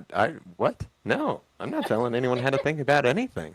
Okay. There are very, very good examples of Stephen King failing to write women characters super well. I think they're well documented. I don't think I'm being shocking by saying that. I love Stephen King. He's like the most influential artist in my world, but like, dude's not perfect. Far from it. Some of his books are just Right, like fucking. I love Like Dreamcatcher and Can he- Tommyknockers. I love reading the books, but it's like at the same time it's like I just this underlying like just fuck this guy. Let me can't be clear. stand I this guy. disagree, but I'm not. Everyone's entitled to their opinion. I'm not gonna shit on that. I mean, at the end of the day, he is really influential. Like, he took the horror genre to, like, that next level. Some of the things he writes about, he's praised for writing certain things, when I feel like it's just cheap shock value. Some people like it. Like, have you ever read, is it The Outsiders? Yeah. That book? Oh yeah. God. Ugh. I remember reading that book, and I remember being so... And I know the whole point was for it to be disgusting, but I actually had to put that book down, just because, like, What he does to the couldn't get- boy. yeah. I just couldn't There's get some through it. I was troubling just like, shit. yeah. I find that to be one of his magic tricks that he does is one of the reasons, because like if you compare him to like a Clive Barker who Hellraiser and whatnot, it's far more overtly violent and horrific than pretty much most of King's stuff. Not that he doesn't delve into that, but on the whole, he's like a super humanist writer. Dude's got a lot of empathy in him, and that's a whole other thing, but I think that's a super important key to horror, at least in what I value in the horror that I resonates most with me. He's just got an understanding of like such a broad spectrum of people, I find, from, despite gender, race, sex. Not that he has frequently written some problematic ass characters for sure, but it's also interesting to see how, from Carrie at the beginning of his career, how and how that is from my read and from the read of his wife, who Tabitha King, who's a novelist as well. She pulled that manuscript from the garbage, literally pulled it out of the garbage because he made it X amount of pages in and was like, what the fuck am I doing being, I think he was around my age at the time, so like 30s or something like that, and had a whole family and, different place in life. But he was like, who the fuck am I to be writing about a high school girl? But Tabitha picked it up and read it and told him, finish it. Like, this is worth it. And it's because It's like, he has that empathy that allows him, as whatever age he was at the time, whatever age he is when he's writing any of these characters, that allows them to get into their headspace. And I think that that's also what allows people to connect to his characters so heavily. Like the reason that you rattled off Eddie's name from It, as opposed to just saying the kid who gets stuck in the shower, like you would with every other horror movie, a generic horror right. movie or something, because you know his characters so well. You know Jack Torrance from The Shining. I mean, He's I such could, a good granted, writer, I but think at a the lot of same people time, could it's like, probably list the entire Losers Club. Like I think that there's a complexity to that. There's also something to be said for studying someone's career over the span of a lifetime. His lifetime, which is now, Carrie was 50, just celebrated, I think, 50 years, 50-year anniversary of Carrie, his first huge blow-up publication that got turned into a film. So you got 50 years of a human being to work at, and like, anyone can say this about someone who's shit that they follow their entire life, and like it's not new, but there's something to be said for him watching that evolution of phrases or ticks in his writing that are troubling reading today. Probably would have been then as well, maybe not as much so, but the way he like phases those out to a degree, and then the ways in which he replaces that with something that's equally shocking, but in a more skillful way, in a less vulgar way. That's not the right word, but hopefully you get what I'm going at. Like, right. dude's evolved over He's time, and like I definitely I get that read. Like, I have fucking Dark Tower tattooed on my arm, and like I still am like, well, that series isn't for everybody. Like, it's just not everybody's jam. And people have reads on King where, like, it's so wild too because people have wildly different fucking. You'll ask someone what their favorite King book is, and then you have to have the follow up conversation because someone will come out and say fucking Tommy Knockers, and you're like, what? Like, instead of It or The Shining or Salem's Lot or XY, like fucking it's more than 60 actually, books. Like, it's insane. Like, there's just so much there, and there's like I believe not everybody. There is probably an in somewhere for everybody into this like just world of characters, and I don't know, characters with a lot of depth. People give them shit for writing like, this character, her only goal is to discover a dead body in this room, and then we get 30 pages talking about her entire life story up to her finding the body in this room, and then we never see that character again. Well, how fucking crazy is that in 30 stories you just got this character's life story, and like it probably makes that final scare or what have you more effective to a degree because you feel for the character, you know the character at the very least a little better. right. But you also got like a mini story in of that, and I find that many of King's mini stories within stories, I find them fascinating or relatable, or like there's something about them you're like, it's a weird tick this character has that you're like, what the fuck is that about? Like, that's weird. Why would you think of, like, he must know someone that has that tick, and then you're off on this, and like maybe you read a paragraph's worth about this person, and your brain could be, if you're insane like me, your brain is off in like 18 different directions from like a few sentences, and I think there's just some straight up fucking magic in that because the dude's not Right. like he's not super subtle. I don't know. I got a lot to say about his He's stuff, but it's the I thing is do like value your opinion, and I think you're right to a degree. And he's a good writer. He just says some things that are just that have me like double take and just what?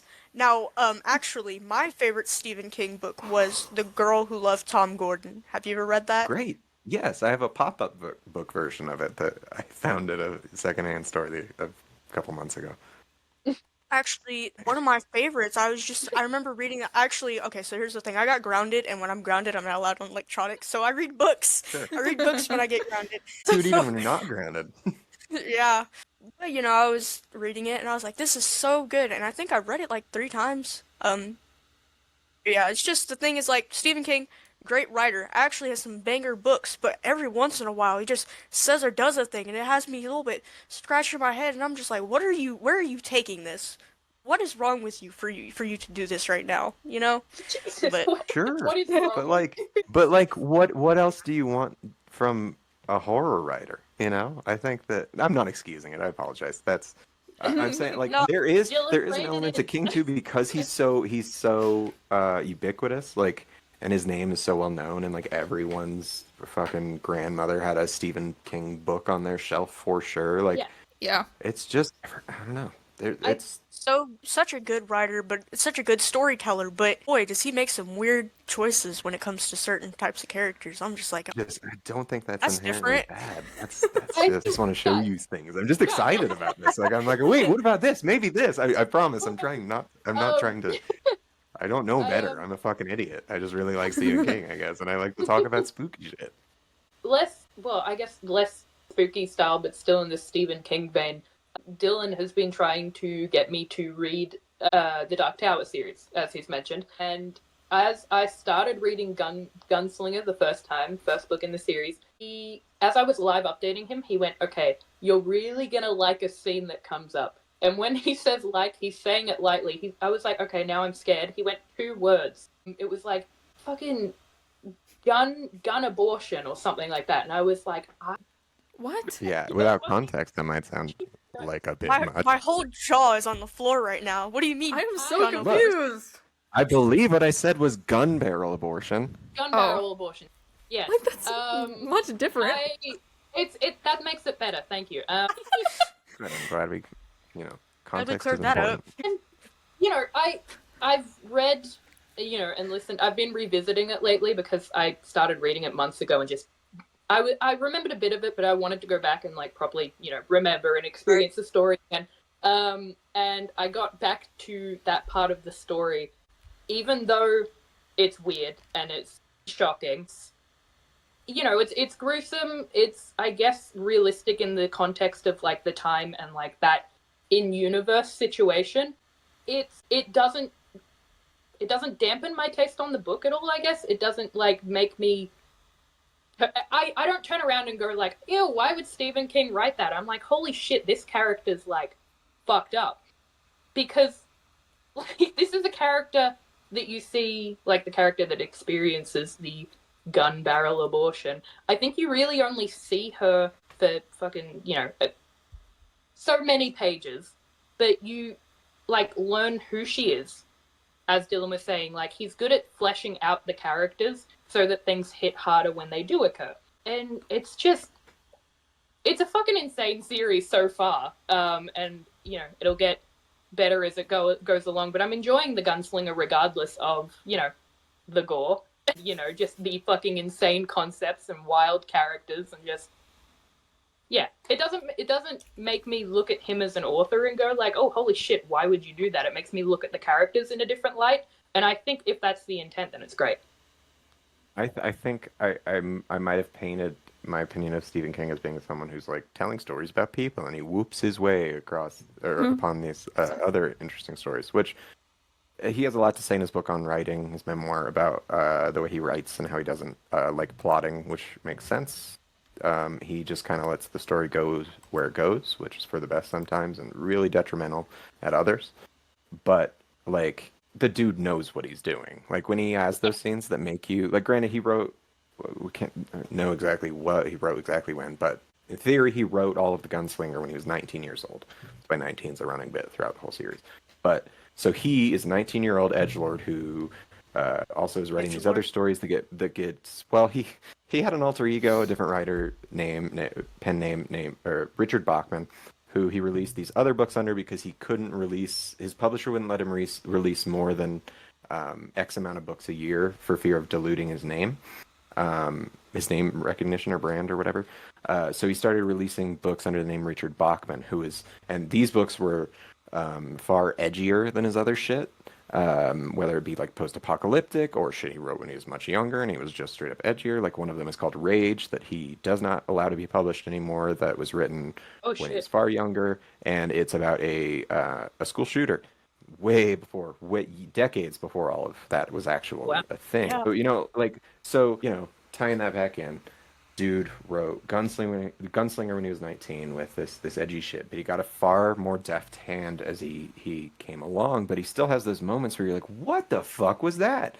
I think he could put a gun barrel abortion in his next book, but he would do it in such a way where, like, yeah, it feels brutal, but that's the point. That's like you stumble upon a horrific scene in a horror movie. Like, it's brutal and it's going to be out of context most of the time, and it's going to be shocking and jarring, and that's often the point. And like, that's not how all of his or most of his scares go, but like it's there it's there purposefully, and I genuinely believe that because dude's been around for so fucking long, and I'm not his only fan. So like there's just a mastery of the craft there that is phenomenal, and he definitely misses often, but when it works, I think it's the best of what you can ask for from literature.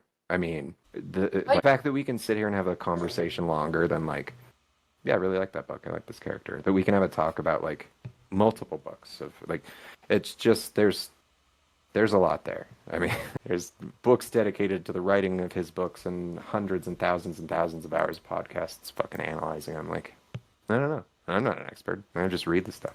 I truly believe that the impact he's had on my creative work and that I've seen him have on others in a personal sense and like in a broader sense. Again, like I'm not the only one who got their first Stephen King book from a weird looking book on their grandma's shelf, like I did with Pet Sematary when I was like 7.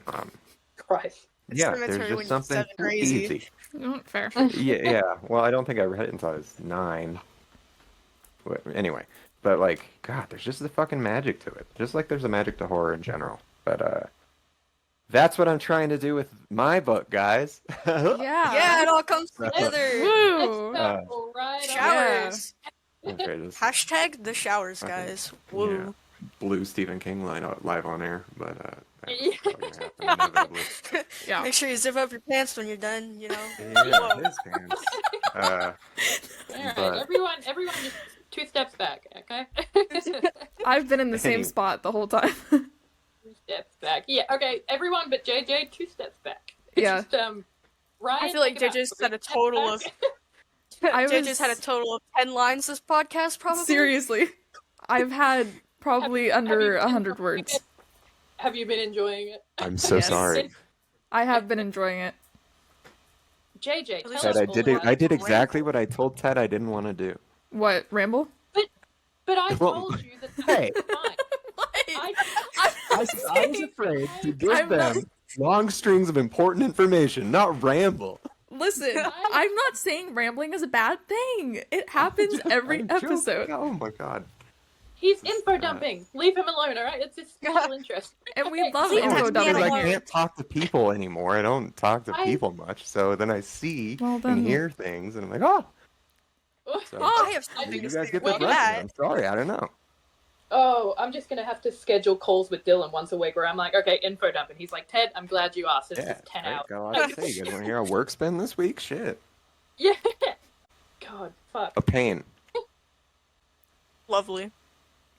On a lighter, hey JJ, cut this. No. Shit, I gotta get this timestamp now. What does that say? It says just Oh, it says cut and then cut 2:30 to 2:31:10. Been Yeah, recording exactly. for Oh my 2.5 god. hours. Yeah. 10 o'clock? Holy shit. Holy shit. Jinx. We have. Uh-oh. Here's the battle. Shit. It's the brawl. The brawl we've all been waiting for. Jeez. Anyways, JJ, editing JJ, you can stop cutting this out now. Let's get back on topic. Yeah. What is the What topic? a wonderful detour. I don't How long did you guys talk about the fog for? like Not I long would Four and a say- at all. half minutes. yeah, I would say At total least about approximately. yeah. Great. The film is played through like 1 3/4 time at this point. 1.5. Yeah, I was Um, gonna ask earlier what part you were at. Yeah, we're back on the menu. I brought it back to the menu. I don't have the sound on, but it's playing that addictive fog theme. I love how the original intent was, yeah, we'll talk about the Fog and Dylan projects, and then it's just like, we'll talk about the Jesus. Fog, Ted will join, then we're talking about Dylan projects, Stephen King rant. Why did your eyes widen? Like, oh shit. He wants us to listen. On my end, but it didn't seem like the mic was picking it up because it's a professional mic that's not supposed to. It picked up a little bit. Yeah. Like 2 seconds It's of a it. banger. It's a Yeah. banger. That's it. A banger. I made a Guess who did note. the theme? Oh fuck! I knew this, but I can't remember. What did you? Sorry, repeat? John Carpenter. Oh. On Carpenter. God, the classic. What a man! Is Dylan frozen or is he sitting really still? Oh, he's Eddie I was ruined very it. close to my cat would come sit on my lap. Oh, now I miss my cat. I might go get soup at some point. I want ragu. the baby. I wrote a note during the fog about a scene that I thought was funny. God, I don't remember her name, but it was like the older mayor lady, the one played by Jamie Lee Curtis's mum. Mhm. They go and they're talking to like the priest at the church, and he's just like not having a great time. He's like, "We're all cursed," and she goes, "You're taking this too seriously," and he just keeps going, "We're all cursed," and they're just like, "Okay, we're just gonna leave." They just give up after that. It's like, "You're taking it too seriously. We're all cursed." Okay, all right, man. We're just gonna I'll see we're you. we're just gonna mosey on out if you don't mind. Everyone's pretty chill about what's occurring here, considering. But like, they're all chill because it's a cozy place, cozy movie. They're like, let me hear them out. Let me hear out these ghosts. Let me- I don't know what Like what happened. Jamie Lee when you moved Curtis and your Tom mic, but Atkins you're- meet on the road. Suddenly they're in bed. Suddenly they're You know? yeah, and they're having a great. It is a very cozy Yeah. movie. I did It's write that down at some point. Dylan, is your mic connected correctly? Because as soon as you moved it and moved it back, it sounds like shit now. Hey, Dylan, do better, you fucking idiot. Yeah, Dylan, I thought those were professional God mics. damn. Reconnect. All this, you hear me cut it. I'm not cutting any of it. What's up? Is my mic working again? Yeah. Yeah. We're back, guys. Yeah, guys. Sorry for that intermission. Just We're only halfway through this? Fuck. We're going to keep talking. It shit. could be like an 8-parter. Yeah, it'll be the title is just the fog in brackets from like 00 whatever. It has like to 80 different to 1 timestamps, minute. and they're all just like 30 seconds long.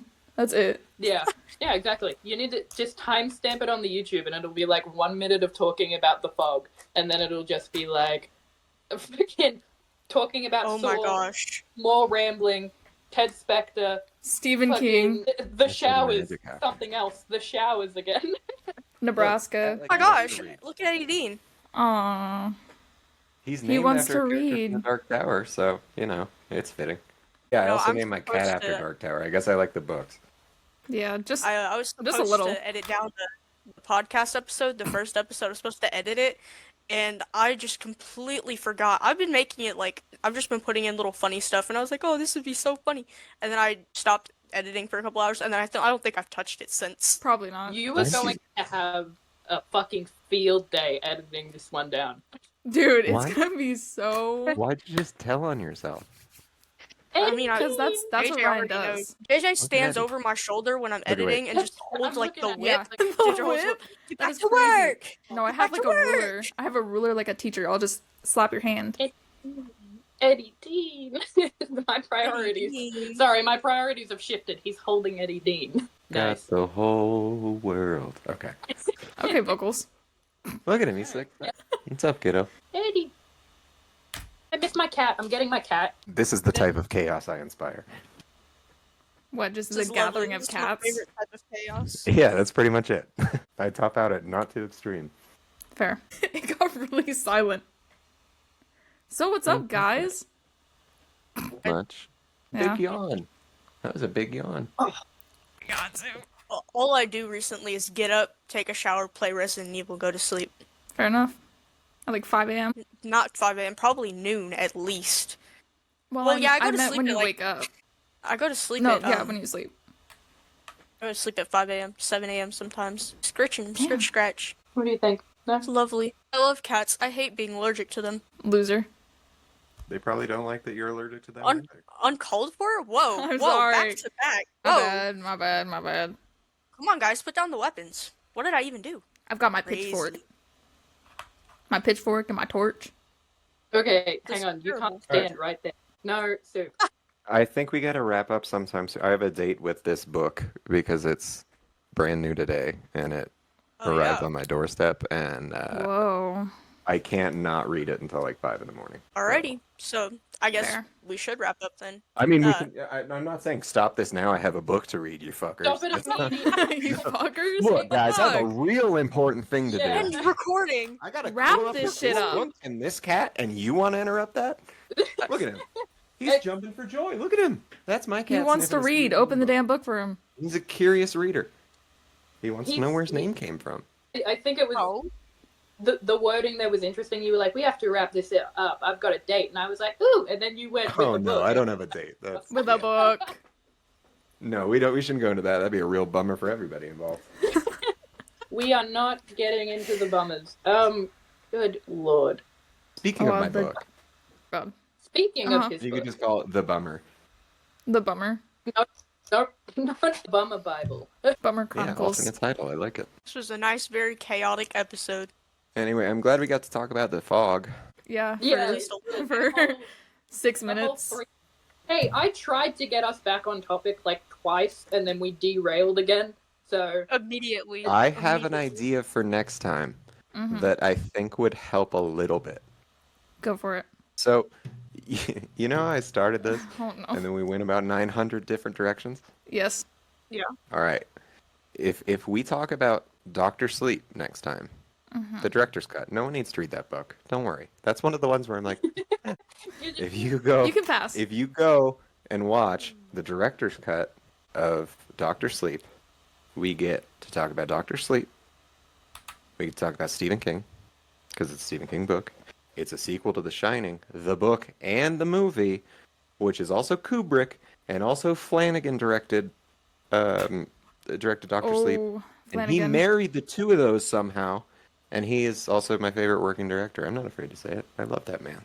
He's got a big beating heart, and it shows in all his stuff, and it's amazing. Yeah, when I said that there was going to be a Flanagan mention, you know. 100%. if Yeah. if Not a day goes by. Guess who's Well- adapting The Dark Tower, in theory. Mr. It's Flanagan, now I I'm just wanted to do excited that. for it. Yeah. Because I think you told me that just after, because I have seen Doctor Sleep. I don't know if I've seen the director's cut. The director's cut is wild because he wasn't like he was on a podcast talking about it. He did a whole like commentary on the Kingcast podcast with those guys, which is amazing. That he just did that because they wouldn't let him do one for DVDs. That's a whole conversation in of itself. But they like wouldn't. They let him do it, and he was pretty fucking surprised that they did because he edited it at the same time that he was editing the theatrical cut, and like they both knew, him and the studio, which is Warner Brothers, knew that this director's cut was not getting released, but they still encouraged it, which is just like not a thing that ever really happens. And yeah, he got to make it, and it's a good 40 minutes longer, I think, and it's definitely about the 2.5 hour mark. And he got to like, it's edited into chapters like a novel that I believe helps the flow. And I mean, like, dude just got to play in the Kubrick sandbox and the King sandbox and then somehow marry them. It's just I love that movie. But we could talk about a lot of stuff is my point. I could do this 10 more times, at least. Yeah, He we can all can just go on. stare at him. Yep. And Goes on a no- little nap set. That was No one exactly sit what I here told and- Ted was my fear sit was here that I and- was going to do this. And then I did do exactly what I was afraid I was Which going is to But do. I totally told not you- ramble. I told you that it would be fine though. You Okay, were like, well, I'm worried that it. You were like, I'm worried I'm I'm going to just take gonna that to the ramble. court of a public opinion. Fuck you. Yeah, no, you were worried about it. You were like, oh man, I don't want to ramble. I don't want to shit on people who've seen less than me. I want people to get excited. And I was Oh, like, that's Dylan, great. you'll be. I said, Dylan, you'll be fine. You went, if you say so. And I was like, Oh. If you say so. Wait a minute. I said people who have seen less than me. Jeez, not people who are less than me. What the fuck? I said people who have seen. I said Oh, people. What? Okay. I was like, you Oh just my kind of squeaked that by, God. like I'm so stupid. Jesus. Sorry, my mistake. That was my mistake. I'm taking that to the public court of opinion. Look, Ted, you're in my personal issues we can settle. Yeah. Oh boy. Off the Whoa. podcast. Jump. Hey, Recording's jump, gonna end. They're just gonna start scrapping. Yeah. jump in a different call real quick, Dylan. We will talk this. I have words to Nightmare say. working for this Ted. Tell you that much. Okay, all right, man. Says Mister, hey, edit this VOD for me, but also it's the 5-hour one. And I'm like, oh, great. Yikes. And then I said, don't do that. And then he said, I want to do that. And I was like, Shit. all right, sure. So you guys are just like exposing each other right now. Yeah. Oh, He said in the power of friendship, and then he sent me a slur in response, and I was like, okay. No, that feels a little- I didn't.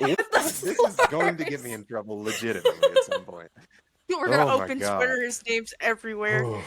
He dropped a very specific slur, and I don't. You know. Wow, why'd you get canceled? I did it to myself. Oh, please. and it was not good. What are you gonna follow up with that? No, I was gonna try and get us back on topic one last time, but I took one look at the three of you and went, not fucking worth it.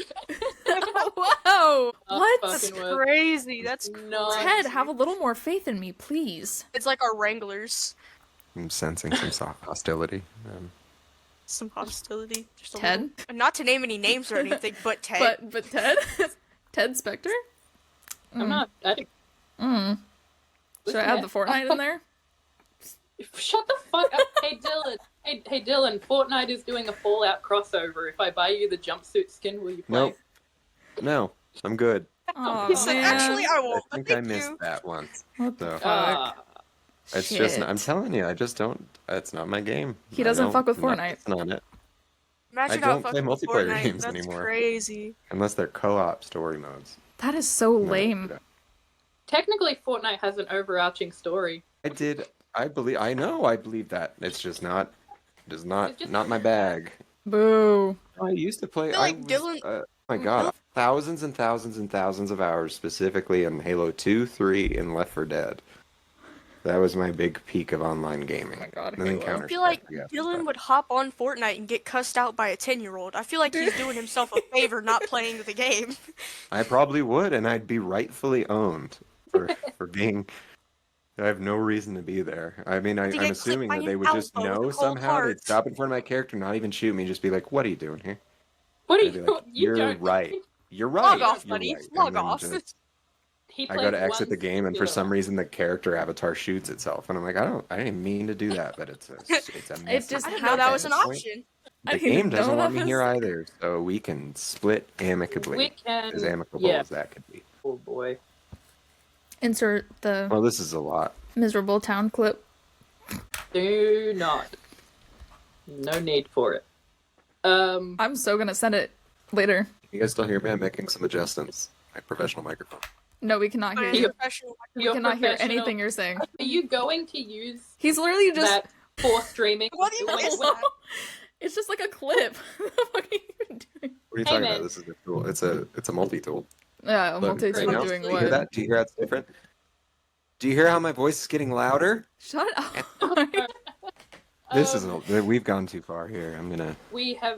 Dude, Yeah. it's been too long. Everybody's what has it been? getting a Almost little 3 hours? A little crazy. Alright. Oh, shit. Oh, there he goes. See ya. Gotta Man, fix the tie. See ya. Okay, bye, Oh, Dylan. okay. God damn it. He Bye. can't even leave the He's cat. taking his cat. See ya. Ah, shit. He closed the door, too. He can't hear What a us now. nice What the episode. fuck? What Did he just flicker the light? What a Oh, lame-o. well, Well, shit. The way... What is happening? they're turning off the lights and leaving, I guess. If I leave this in the podcast, I feel like I need to give context. He did just leave the room. So did Ted, and all I can see is Soup in the corner. Dylan's They back. turned off the lights and left. Context is important. Yeah, it is important.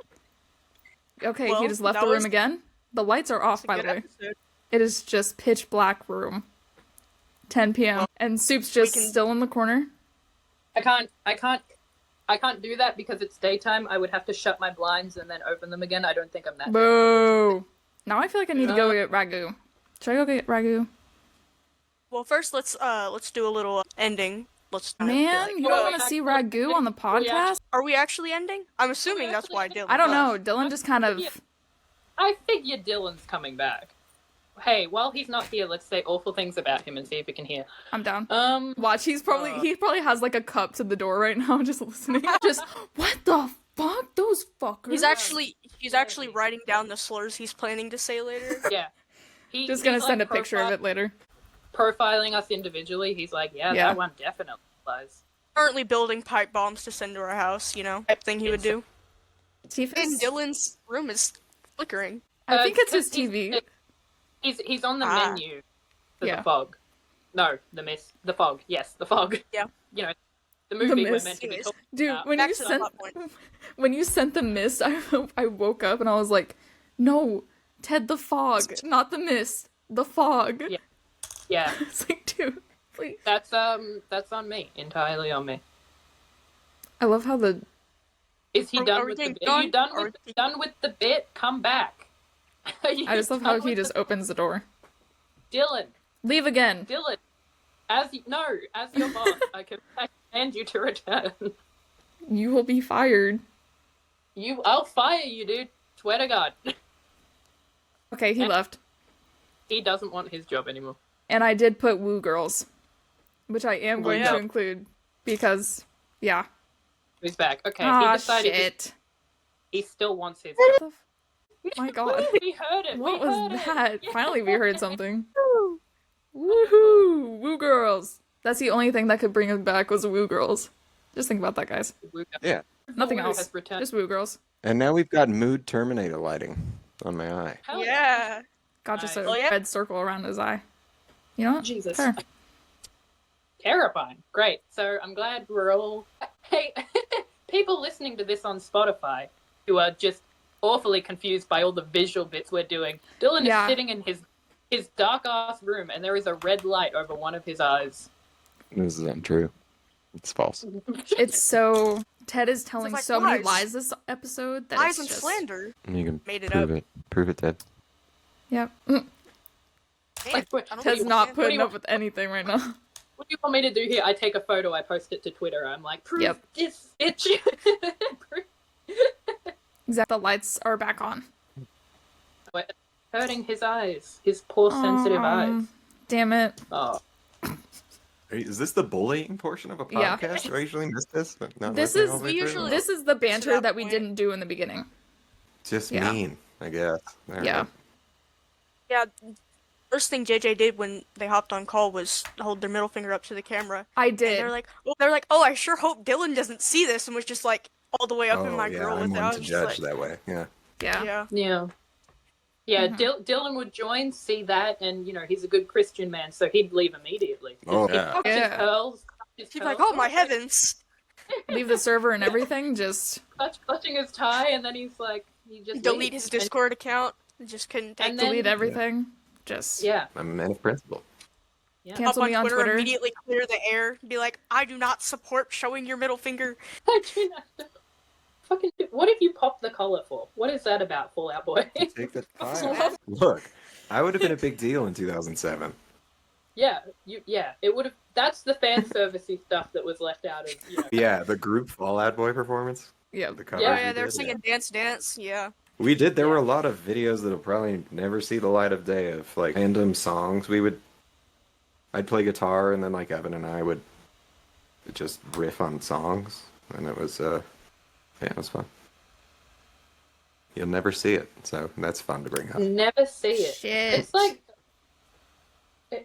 like the movie about the clown. Hey Ryan, God. Ryan, are you comfortable? Are you comfortable showering? I shower by myself now, obviously. I'm like just not for a little bit after. The shower's coming at you. Halloween 2024. Thanks for tuning in.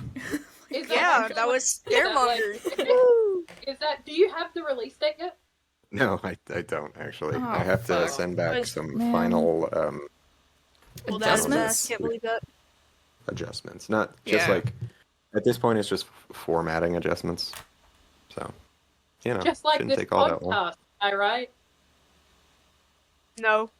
Formatting adjustments. Nah. Just, Boo. Get a The load of this opposite guy. of a woo girl. Boo. I'm a boo girl. I love it. Yeah, man. Okay. Well, if you're going opposite of a woo girl, it's a boo boy. I'm a Oh, boo yeah. girl. It's got Right. alliteration. It's nice. My bad. Yeah.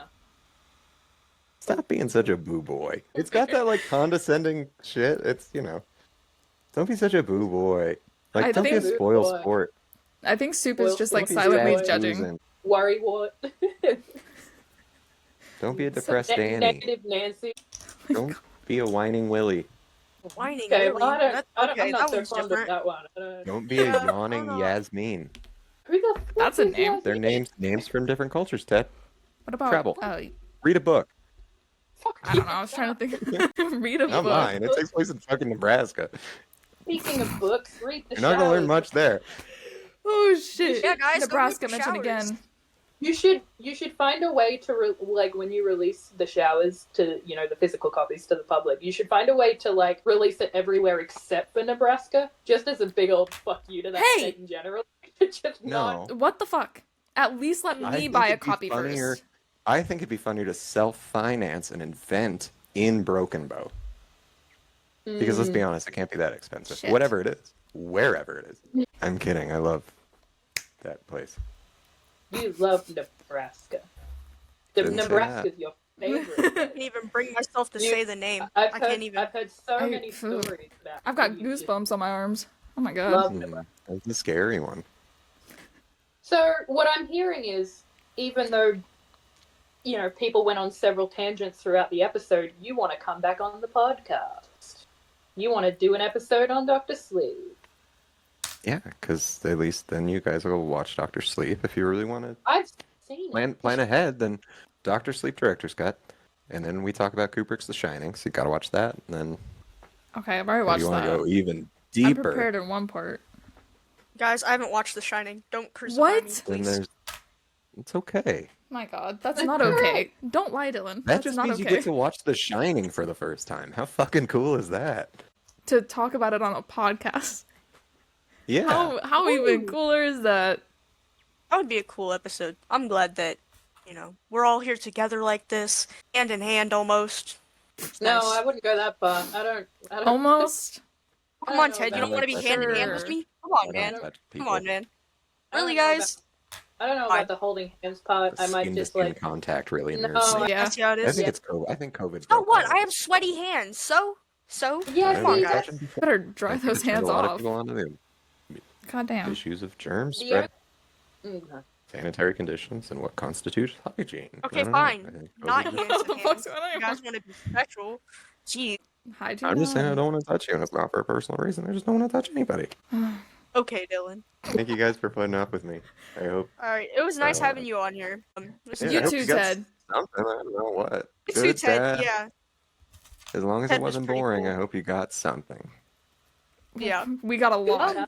I've got a lot to. I don't even know what the hell I'm gonna all even edit out. You have to edit this It's down. all so and important. We're seeing that episode tomorrow on YouTube, on Spotify, Aw, fuck. everywhere. Tomorrow. I'm gonna go to sleep tonight, have the most peaceful sleep with the Stephen King tangent stuck in my brain, and wake up in a cold sweat and just go on my laptop and be like, oh fuck, man, I gotta start editing. God, fuck.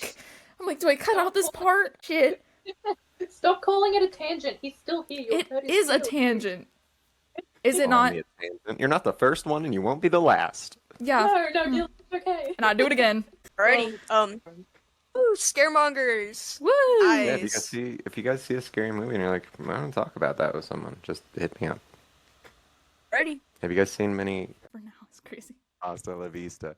Oh, Can you just I think that's Smile, my you ugly motherfucker. Oh. Damn! Gotta ask yourself, are you feeling lucky, punk? I'm just, leave I don't all know. of these? How many of these do you have just shoved in They're- your brain? You know, go fuck A lot. yourself, San Diego. They're coming from all over the place. Just make sure you leave all of that in, because I want. He's like, pick the best one. Just leave them all in. Just leave them all. He's evidently very proud of them, so just leave them in. Alright. I will. Is the recording done?